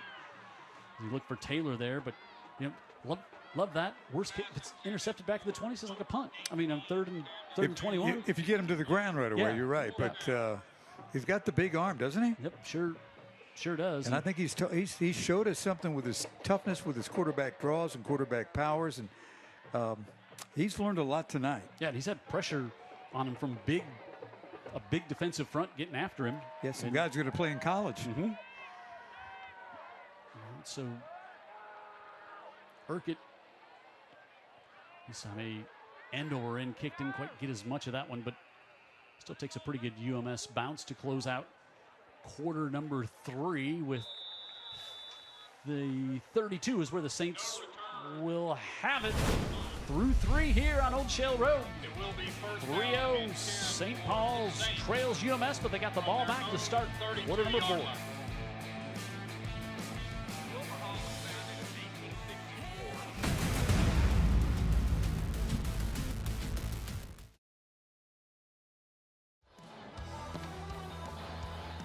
Three quarters in the book in week number 1 of Friday Night Rivals, brought to you by Dr. Pepper here on UTV 44. Jim Cox, Dan Brennan, our great Friday Night Rivals crew on site here and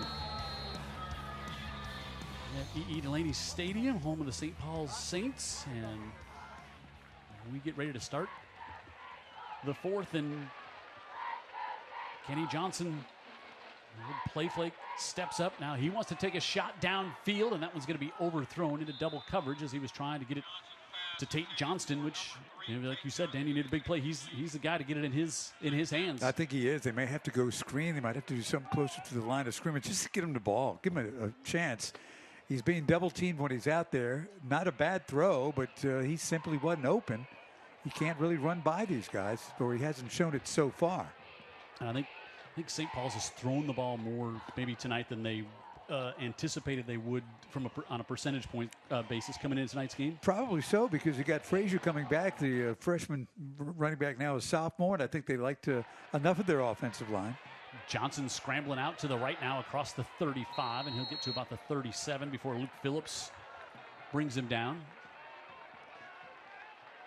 And bring up 3rd down here for the Saints. And Ken Johnson, he's a receiver as a sophomore. A really good one. athlete. Yeah, for sure. Yeah. And then started at safety last year. A good one. For the Saints, yeah. You always worry, I think, when you're a coach taking away your starting safety, the move on offense is going to hurt your team. But this defense they have not suffered in the secondary in this one here tonight without his presence. Not that back we've there. seen. And a great point, Ham Barnett told me before the game. He said because he was a safety, he has a better understanding of defense than a lot of quarterbacks do. So Johnson going to scramble here, and he'll tuck it in and run, and sidesteps up the near side. And he's got the 1st down to the 45-yard line. And again, good decision making. It's not like he's made many bad decisions here tonight. He'd love to have that one throwback in the end zone, right. but other than that, he's made good decisions all night. No, I agree. Yeah, they put the offense. It's been a really good, comprehensive performance by UMS-Wright. They're just really, really solid defensively and physically.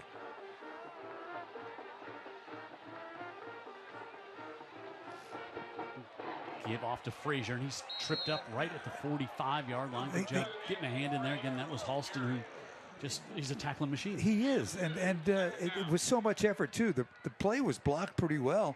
Halston came from the backside and makes a diving play. You don't give that effort, you don't make that tackle.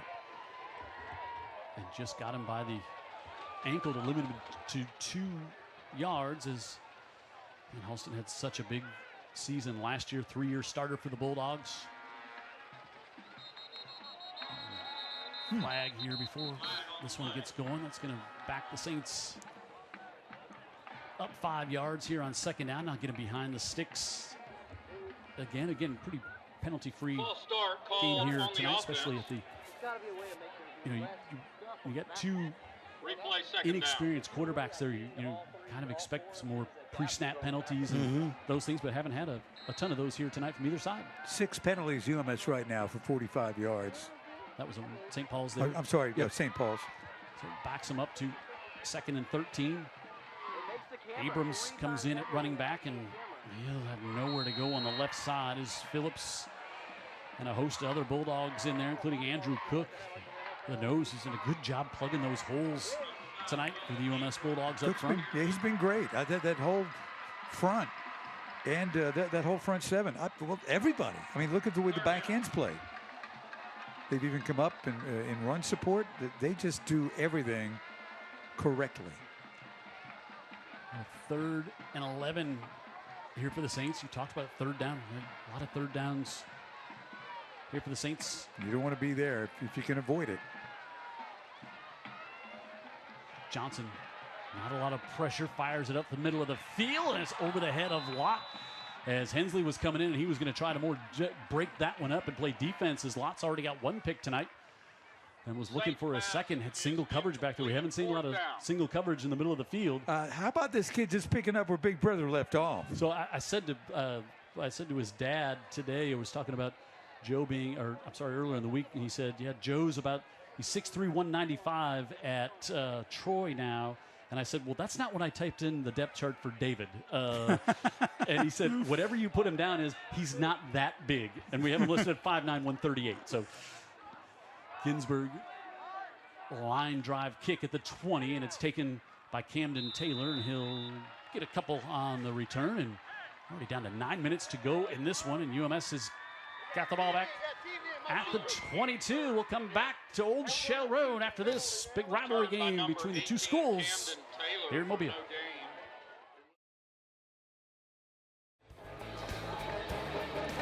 Jim Cox, Dan Brennan, we're smiling here, and the Friday Night Rivals Smile Cam brought to you by McMurphy Orthodontics, or as most people would pronounce it, McMurphy Orthodontics. I got it right on that part. Are you ready to smile?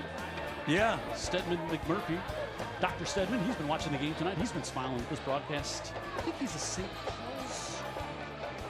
Well, that's not an easy one to step out where you're like, yeah, he's St. Paul's. You might want to know before you say. Yeah, 25 years, which I've also told is not just in Mobile, it's a silver jubilee anniversary, not just a silver anniversary. I didn't know that. Okay. Texter alerted us to that. Wills on the right side, turns the corner, gets a little north and south, and will lunge up to about the 30 and pick up 7 on first down for the Bulldogs. Steady as they go now. They'd like to be effective in this drive offensively, maybe end it with points, but the point is they've got the football. UMS-Wright doesn't, and there's the clock. Yeah, somebody gets a touchdown this game. You like them to win, right? Yep, you do. Where we're at right now, they'll give him 8. And they got James Holland in the backfield next to Fowler. Wills in motion. And now Fowler going to keep it himself, makes a nice move, and he's able to dance up to the 35, and he's going to have the first down. And that kind of collapsed around him. And he looked like he was in trouble. Yeah, showed a little elusiveness back there to get the first down for the Bulldogs. Not the only quarterback with quick feet here tonight. He's proven himself to be tough and athletic. And again, just a sophomore. First start ever against your rival. And you would think you're not really thinking about the clock all that much, but also you're not in a super hurry if you're UMS right now, because we're approaching 8 minutes to go here in this one. Fowler, pressure again, looks to air it out up the right side, hangs it out, and it's broken up. Good recovery back there by Robert Wiggum as they were looking to get it to Denton Elliott, and that one up in the air for a while, and Wiggum closed and was able to break it up, and maybe just a little more air underneath that one. And he's got him. Yeah. Because this is the kid with all that speed. We've seen already a couple of times tonight him display his speed. He's really fast. Elliott. So bring up 2nd and 10. Hey, viewer Chris Haley, who would always check in from anywhere. Yes, yeah, last year. So I just got a text from him, and he said, hey, Jim, tell Dan excited to have another season of Friday Night Rivals underway. I'm in the French Polynesia, Bora Bora, watching the game. It's happy hour there. They're 5 hours behind, and he's got his iPad propped up on a bar watching the game. Loves Friday Night Rivals to the 41, but this one's coming back with a flag against the Bulldogs. So have we had a viewer correspond with us? Now, not just watch and forget to let us know, right? But he is watching, enjoying happy hour in Bora Bora. That might be 25 years, and we've hit another milestone. It's only 4:20 there, so 4:19 officially is illegal shift. I've never been to Bora Bora. You want to point it out on a map for me? It's go to Hawaii and keep going, like a long way over there. So yeah, but he never misses a Friday Night Rivals game, no matter where he's at, and he checks in. He loves Friday night rivals like we all do. You know that, and to love all this in that way, it borders on a sickness. I mean, if you're in Bora Bora and you're watching high school football in Mobile, yeah. But thank you for watching, and thank you for checking in. That's even better. It's not just because don't go there and watch and not tell us. No, that's what I'm saying. At least, sure. Yeah. So we appreciate. As always, he worldwide travel and makes it work around the Friday Night Rival schedule. I love it. First and 15. Wow. Here, make it second and 15 for the Bulldogs. Here, up and into the backfield as Abrams comes in and blows that one up. And this drive now suddenly going backwards here, but great penetration from Abrams. And just again, look at the effort. You know, he penetrates. He's there, but he's got to make a diving stop. The effort that we've seen by the talented players tonight has been really exceptional. Abrams, just a sophomore. If we make it a 26 and 27, we'll call his name a bunch more for tackles, right? Yes, we will. Inside 7 minutes to go, 3rd and long for the Bulldogs. Fake it to Denton, and now middle of the field, and that one too high and hot for Wills, and that'll bring up a punt situation here for the Bulldogs. They almost got it in there, but you're thinking, you don't want to throw it into 3 blue shirts necessarily. You have a lot of faith in Wills, a lot of faith in your arm, but that could have been a problem. So, it hasn't been like a bend, don't break UMS defense against St. Paul's. It's not like they've been like that. They've just been stopping them. Yep. And so, there's some frustration setting in, and you're just kind of starting to how many more chances are we going to get? Pressure coming off the edge. Urquhart got that one away as Gable was hustling in, and it checks up in good field position for the Saints at the 46. But boy, Cam Gable was blowing in on the right edge there, and Urquhart got that one away. Terry Curtis taking a big deep breath on the far side. Saints, good field position here. Yeah, Friday Night Rivals tonight at St. Paul's, brought to you by local 119 plumbers, pipe fitters, and service techs. Thank you for the sponsorship. We appreciate that.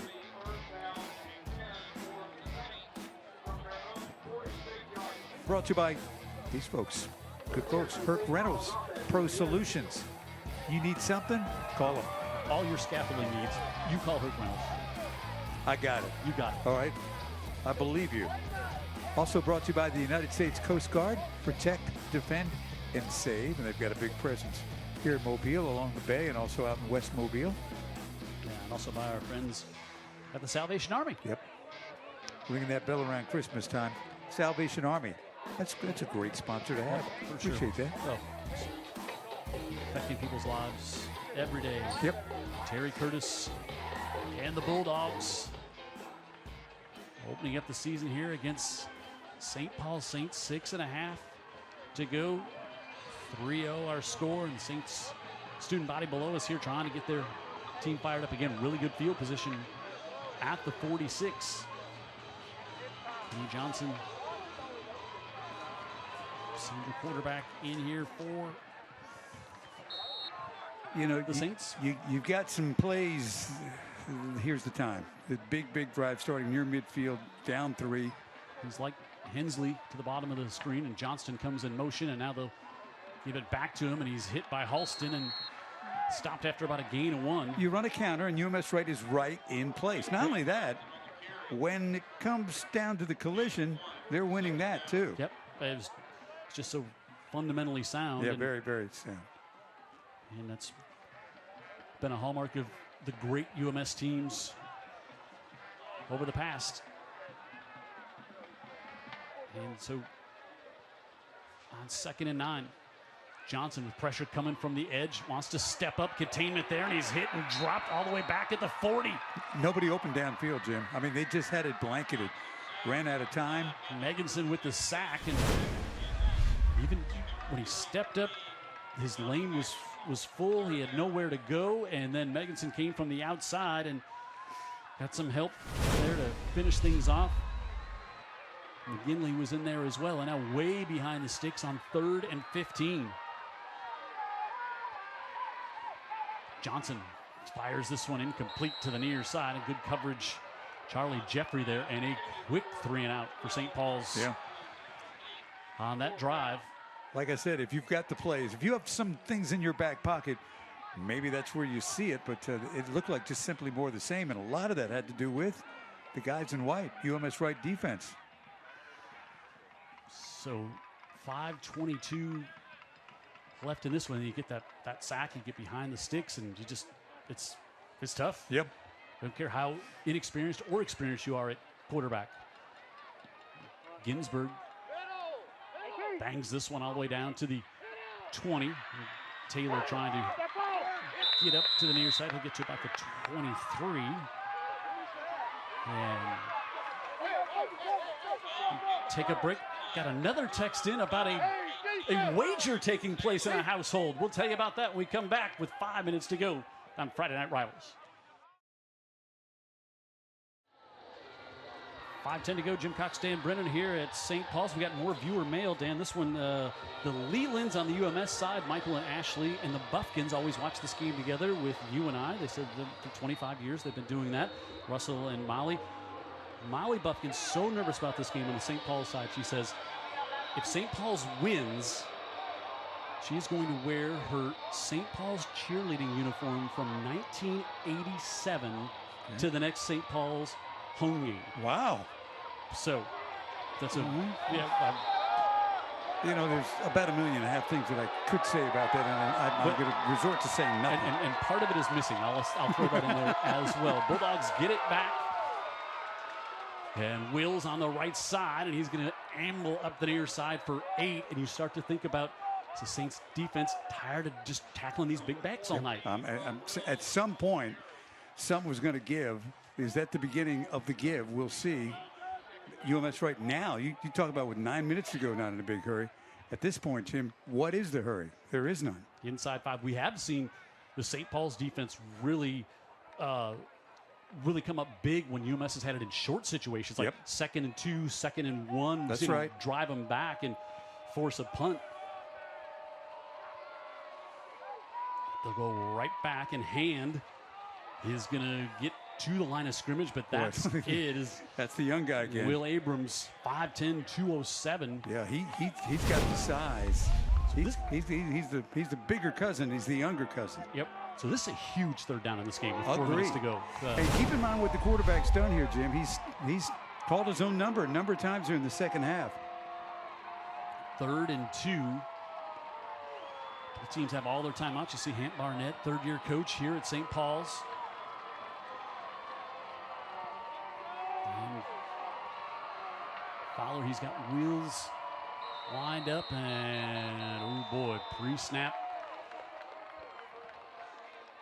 penalty, and that's going to make a 3rd and 7. So, like we said, seen UMS have some success on first down, and then the St. Paul's defense, they made that big stop on second down, and then push him back to 3rd and 7. Abrams makes the big play, the young guy, and then now you've got him where they're going to be in a position to, right side there. And a little movement on both inside players, I think. But so now you've got, this is, you might as well have a guy on the side that's won well over 300 games and more than anybody in the state of Alabama, because what do you call right here if you want to sustain this drive?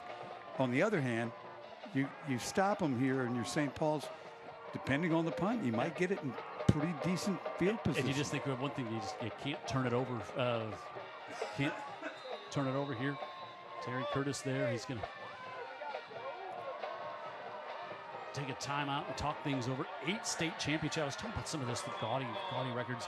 8 state championships at UMS. He's been there 26 years. They've gone to the playoffs.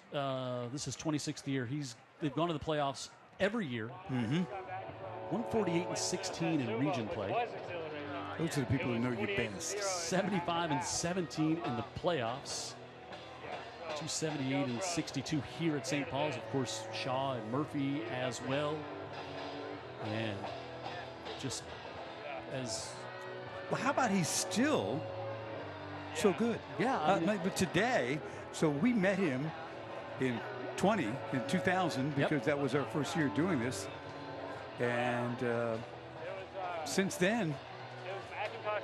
Just remember when he's been a huge proponent of games on TV. We started doing this in year 2000, like nobody else doing high school football on TV. Right. We had principals who were like, I'm not sure. We had coaches, like one guy over was at Daphne and then other places. He's like, nope, not doing it.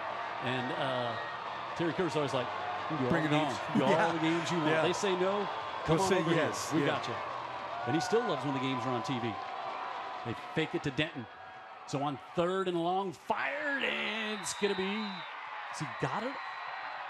He's got it up at the 37. It's going to be good for a UMS first down. Could extend that clock now. Going to keep on rolling. And he goes the first time tonight to the tight end, Jack Blackerby. Kind of rolled out to the right and then fired it back across the first time they've looked for the tight end. And Blackerby comes up with the catch, and UMS has got the first down. Misdirection. Wow, nice throw in between the linebacker and put it on Blackerby's hands, and he comes up with a catch. What a catch, too. Yep. I mean, yeah, everybody gets an A+ on that one. So, and he's a senior, and he's been on the team. He hasn't played a lot. And there's our Herc Reynolds. Eye in the sky is the good view from the end zone here on Friday Night Rivals. Is that one from the south end zone, and up there on the scaffolding. There we go. So Gray giving us the big wave over there. I do not want to be on a scaffold. It's just not. That is just not for me. He's like 4 feet off the ground. What are you talking about? He's above the goalpost, No, Brennan. it's close. Well, anyway, 3:08. The good news is they're probably not going to ask Gray and I to switch positions like next week. I'm guessing. No, Although Gray might be great up here. Yeah. I can tell you, I will not be so good. We'd lose that trade, huh? Over there. So next week we are at Saraland. So Saraland and Blunt. Let's get right into the 6A Region 1, huh? Let's got a new coach at Blunt. Get it going. Yep. We got Ramon Nelson, just a legend down in Theodore, and good coaching career. We met him at Satsuma. And first down here for the Bulldogs with 3 minutes and 8 seconds left. Give to Wills. Wills pushes the pile forward as McLeod had him. And now St. Paul's going to start taking their timeouts as they take one here. And Barnett wants to stop it. Inside 3 minutes to go as Wills got a couple on that one. Again, St. Paul's 6A, UMS 5A. Both teams won 7 last year. UMS was a 4 seed in the playoffs, and they went on and got the number 1, knocked off the number 1 team in the playoffs last year. Clay County Central 7-0 in the first round of the playoffs. That was an upset. Oh, yeah, 4-1 for sure. And then they lost in the second round, and the Saints also went to the playoffs as well. And inside 3 minutes left. All right, so Fred Riley, who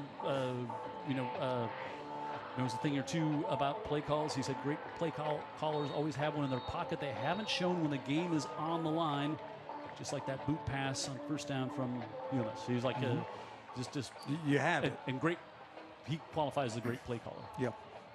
So Fred Riley, he's in the UNA Hall of Fame. Yes, he is. Yeah, I thought so. University of North Alabama Hall of Fame. He's working on a new book about his life and times as a high school football coach. I've heard we are featured in it. Now trouble on the exchange, and Fowler all the way back to the 30. And a huge loss, and now Saints will take another timeout, and now UMS going to have 3rd and dang near to Old Shell Road to get the first down now, here. Let's take a look. Is it just... Yeah, he just snap. drops it. Really good snap. Not a lot of shotgun tonight. No. Under center a whole bunch. Good point, and good job of getting on it, because, again, there was a lot of penetration by St. Paul's. I think that was Edward McLeod that was almost in there as quickly as the quarterback was back near that ball.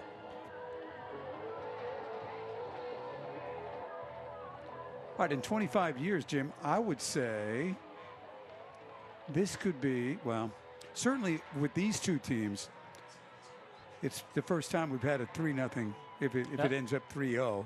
Maybe in the history of the games we've done, we've never had a 3-0 game, but I don't know. I'm kind of surprised. And we got, 2:56. Yeah, we got time. We got time. We got time left. All kinds of time left. St. Paul's out of timeouts. And 3rd and 15 for the Bulldogs here after the botched snap. Yeah, you don't do anything cute here. You just you get off the field, take your time, punt the ball. Well, yeah, how about a double reverse and thinking maybe a pass to Denton, but instead he'll keep it and get back to the line of scrimmage. Well, that's confidence in his play. And I'll tell you, it could have worked, but that's a lot of confidence in your players to pass the ball around like that in your own backfield when you're. But he was willing to take that chance because he believes in his players. Yeah. Now you just take your time. 4th and 11, and so they'll kick it about 2:05, and I think UMS may just let it run all the way down and just take the timeout. Could. Yeah, just they've got 3 left with 2 minutes remaining. They'll just play clock's gonna get down to about 2:06. You had the one explosive play for St. Paul's tonight to the tight end drifting out all alone in the zone. Other than that, you've had nothing. Now you're going to have no timeouts. We assume that they're about to get the ball back. If they do, we'll see where they are field position-wise. But they're going to have they've got no choice but to create some explosion and some explosive plays because there's no other way to get there. No timeouts. 2:06 on the clock with the punt team coming up. Sophomore Urquhart coming on. Sam Stimpson watching the game tonight, checking in. He played on one of those early Bulldog state championship teams that we did in so it was probably in 01 or 02. Okay. Way back there, he played on the Sopranos. That team, yeah. They had a goal line formation where they were bringing some of the big guys from defense. Kind of like we see St. Paul's do now when they bring Jones and Abrams over there. That's right. So, and now you've been talking about all night big play potential from Tate Johnston, and he's back here to return the punt. And St. Paul's has got some pressure on Urquhart, and they've got 10 at the line of scrimmage here now. And Urquhart gets it off. Not a great kick at all, and that one goes out of bounds around midfield. And wow. That is not what you wanted out of your sophomore kicker there. Just kind of laid it on the platter for St. Paul's to make something happen now. Just pressure coming in, and I think maybe not even as much pressure on that one as the cumulative pressure you felt all night, and a young kicker back there thinking, too, I can't get it blocked, and that one just gets up. They're going to say it went out of bounds up to 42 Goodness. Of the Bulldogs. That didn't get back to the line of scrimmage. Well, here's your chance. Yeah, so here we go. Now timeout's not nearly as much of a concern with 2 minutes left. Johnson fires it off, able to get it to Hensley to the near side, and he'll get a couple of yards. That's it. And now you wonder if the hurry up might help. Johnson getting a little rhythm here. It might help. But and Ginsburg's got a huge leg, so they just got to get in field goal position. But that punt could be disastrous here, but maybe just the break that St. Paul's needs. Now Johnson going to pull it up, and he's going to get brought down at about the 36. Going to bring up 3rd down, a minute and a half to go. Saints certainly hurry up offense here. About a 3rd and 6 for the Saints. Johnson with the inside give, and Frazier slips a tackle, and he's got the 1st down. One of the big runs of the night. Yep, and he's up to the 27, and they are now within Ginsburg field goal territory for sure. As we roll inside a minute here, zip to the near side, and Johnston will get bumped out of bounds. Hayford.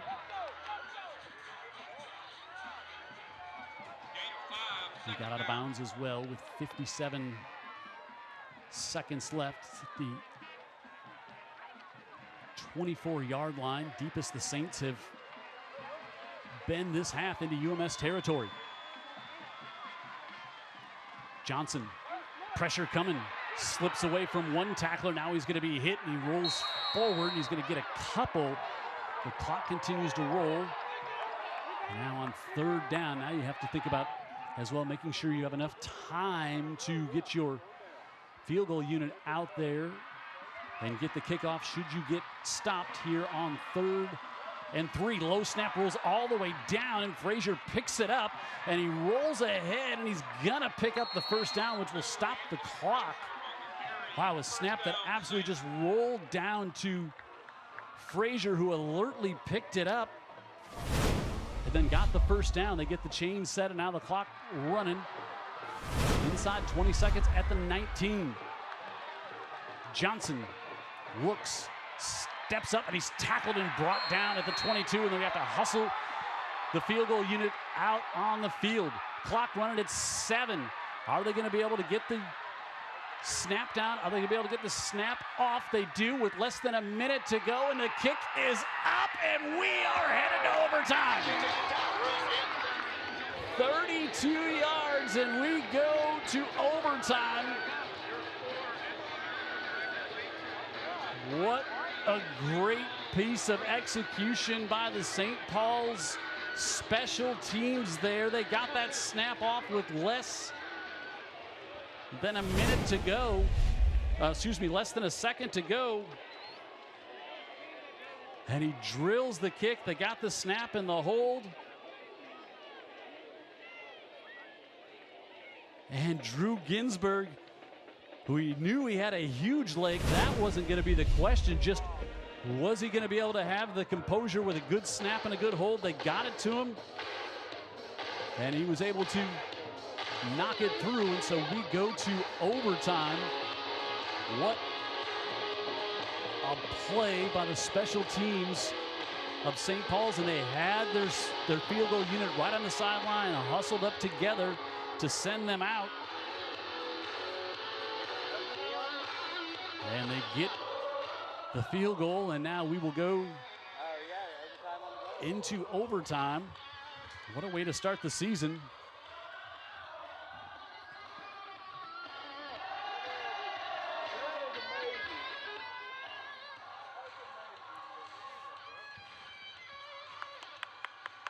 So we catch our collective breath.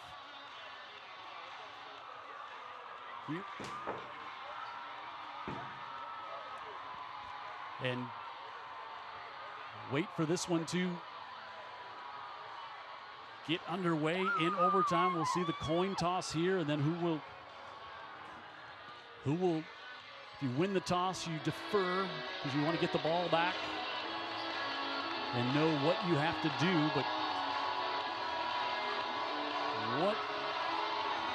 just how about the execution, Dan Bennett, of the St. Paul special teams to get their field goal team out there and get the snap off? I was there. I mean, because I'm also sideline reporters after the game. So the perils of a staff where it got to do two duties, I saw it all. It was like less than a second. They got the snap off less than a second. Incredible. Yep. But they had their field goal team right there on the sidelines. Was it less than a second? Yeah, when they got the snap off. And Ginsburg was the least of your worries. You just want to, are they going to be able to get it enough time and get them out there? Get it snapped. But good situational awareness. They had the field goal unit all huddled together right at the sideline to sprint out there. And then you got to make sure everybody's gets off the field so you can get the get the penalty, which would have ended the game. And so let's see who's going to get the ball. I'm going to flip ends here as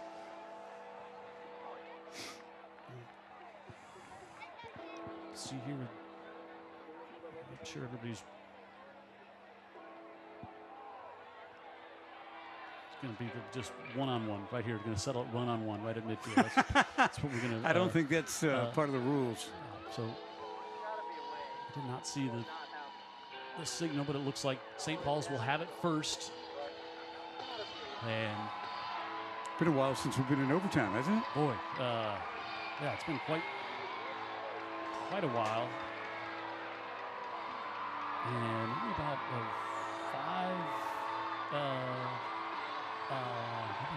so since we had a overtime game. It's been a while since we've had one here on TV.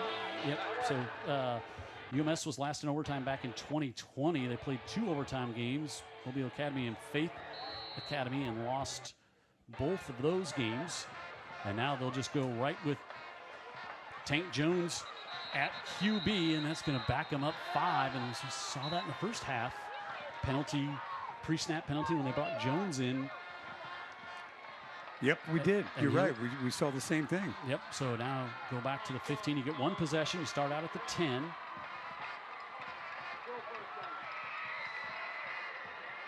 And St. Paul's goes backwards on that one to start. Well, when you look at that last drive, Jim, the punt gave him life. Oh, yeah, the shank. And now Jones on the left side, and he's in for the touchdown. So Jones starts the overtime with the touchdown, and now UMS will see after the PAT if they will match them. Last time St. Paul's was in overtime was against Faith Academy in 2020 in the state semifinals. That year worked out pretty good for the Saints. So Jones goes 15 for the touchdown. And now Ginsburg sends that one about to Old Shell Road, like we joked about it earlier. And so St. Paul's with their first lead of the game comes now on the first overtime possession. And I don't think these two teams have ever gone to overtime.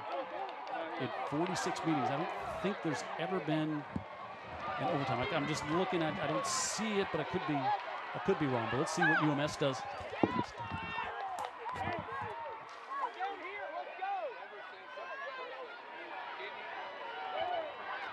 So UMS will get it at the 10 to start. Can the Bulldogs extend this? In overtime, Fowler gives it off. Denton Elliott brought down by Jones. We hadn't called his name a lot here tonight, but he makes the stop there from behind at the 10.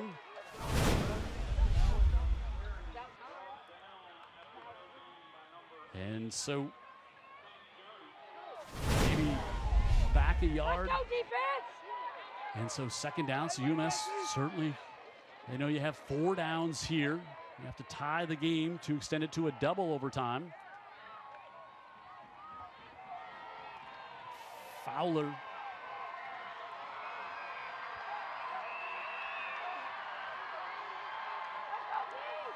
Has some time, looks on the right, still more time. Now rolls out, flips it to the corner, and it's incomplete over the head of Taylor. As St. Paul's didn't bring a lot of pressure, dropping everybody in coverage, using that back of the end zone as another defender to really shrink the field on the sophomore quarterback.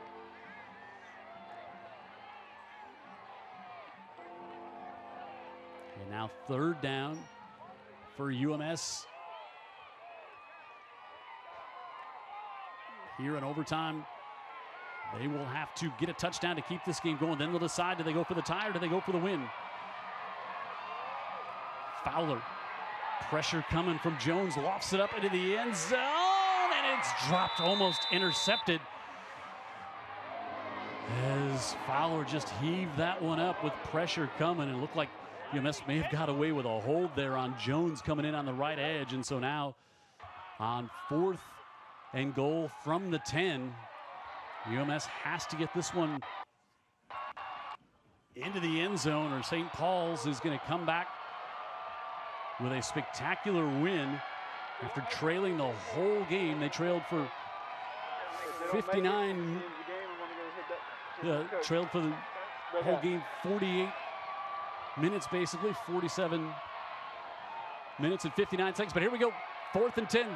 Bulldogs got to get it in the end zone. Fowler on the run, hit at the 5 and dropped, and the Saints have won the game.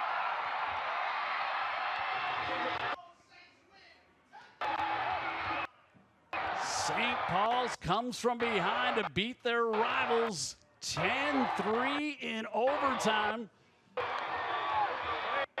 The defense of the Saints rises up from the 10-yard line to stop UMS, and they get the victory here tonight over the rivals. They get the win by a score of 10-3 to open things up here on Friday Night Rivals. And we're back here on Old Shell Road.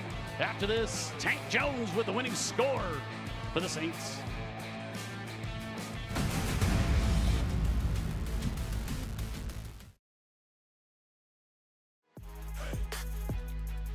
St. Paul's comes from behind to beat UMS with a field goal with no time remaining, and then a touchdown by Tank Jones in overtime to win it for the Saints. And Dan Brennan's on the field with Ham Barnett.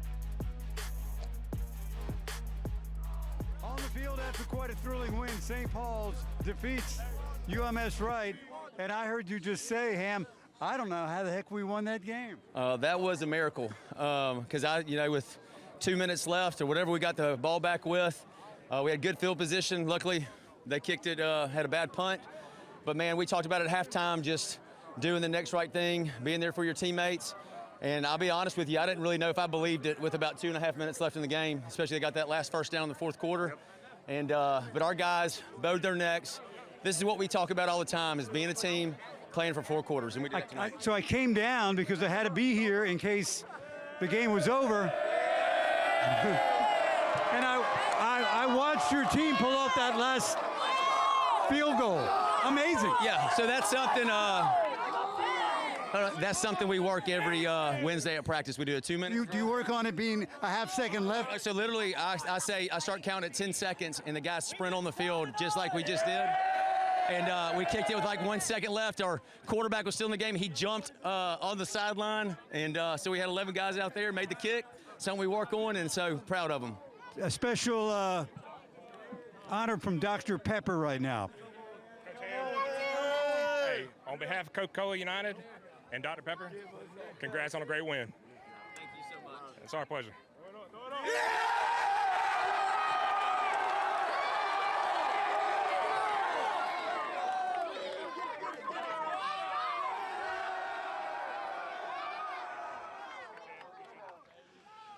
Final score 10-3. What a win for the Saints. You heard Ham Barnett talking about it there. They work on that in practice, and they were able to get it. They were able to get it.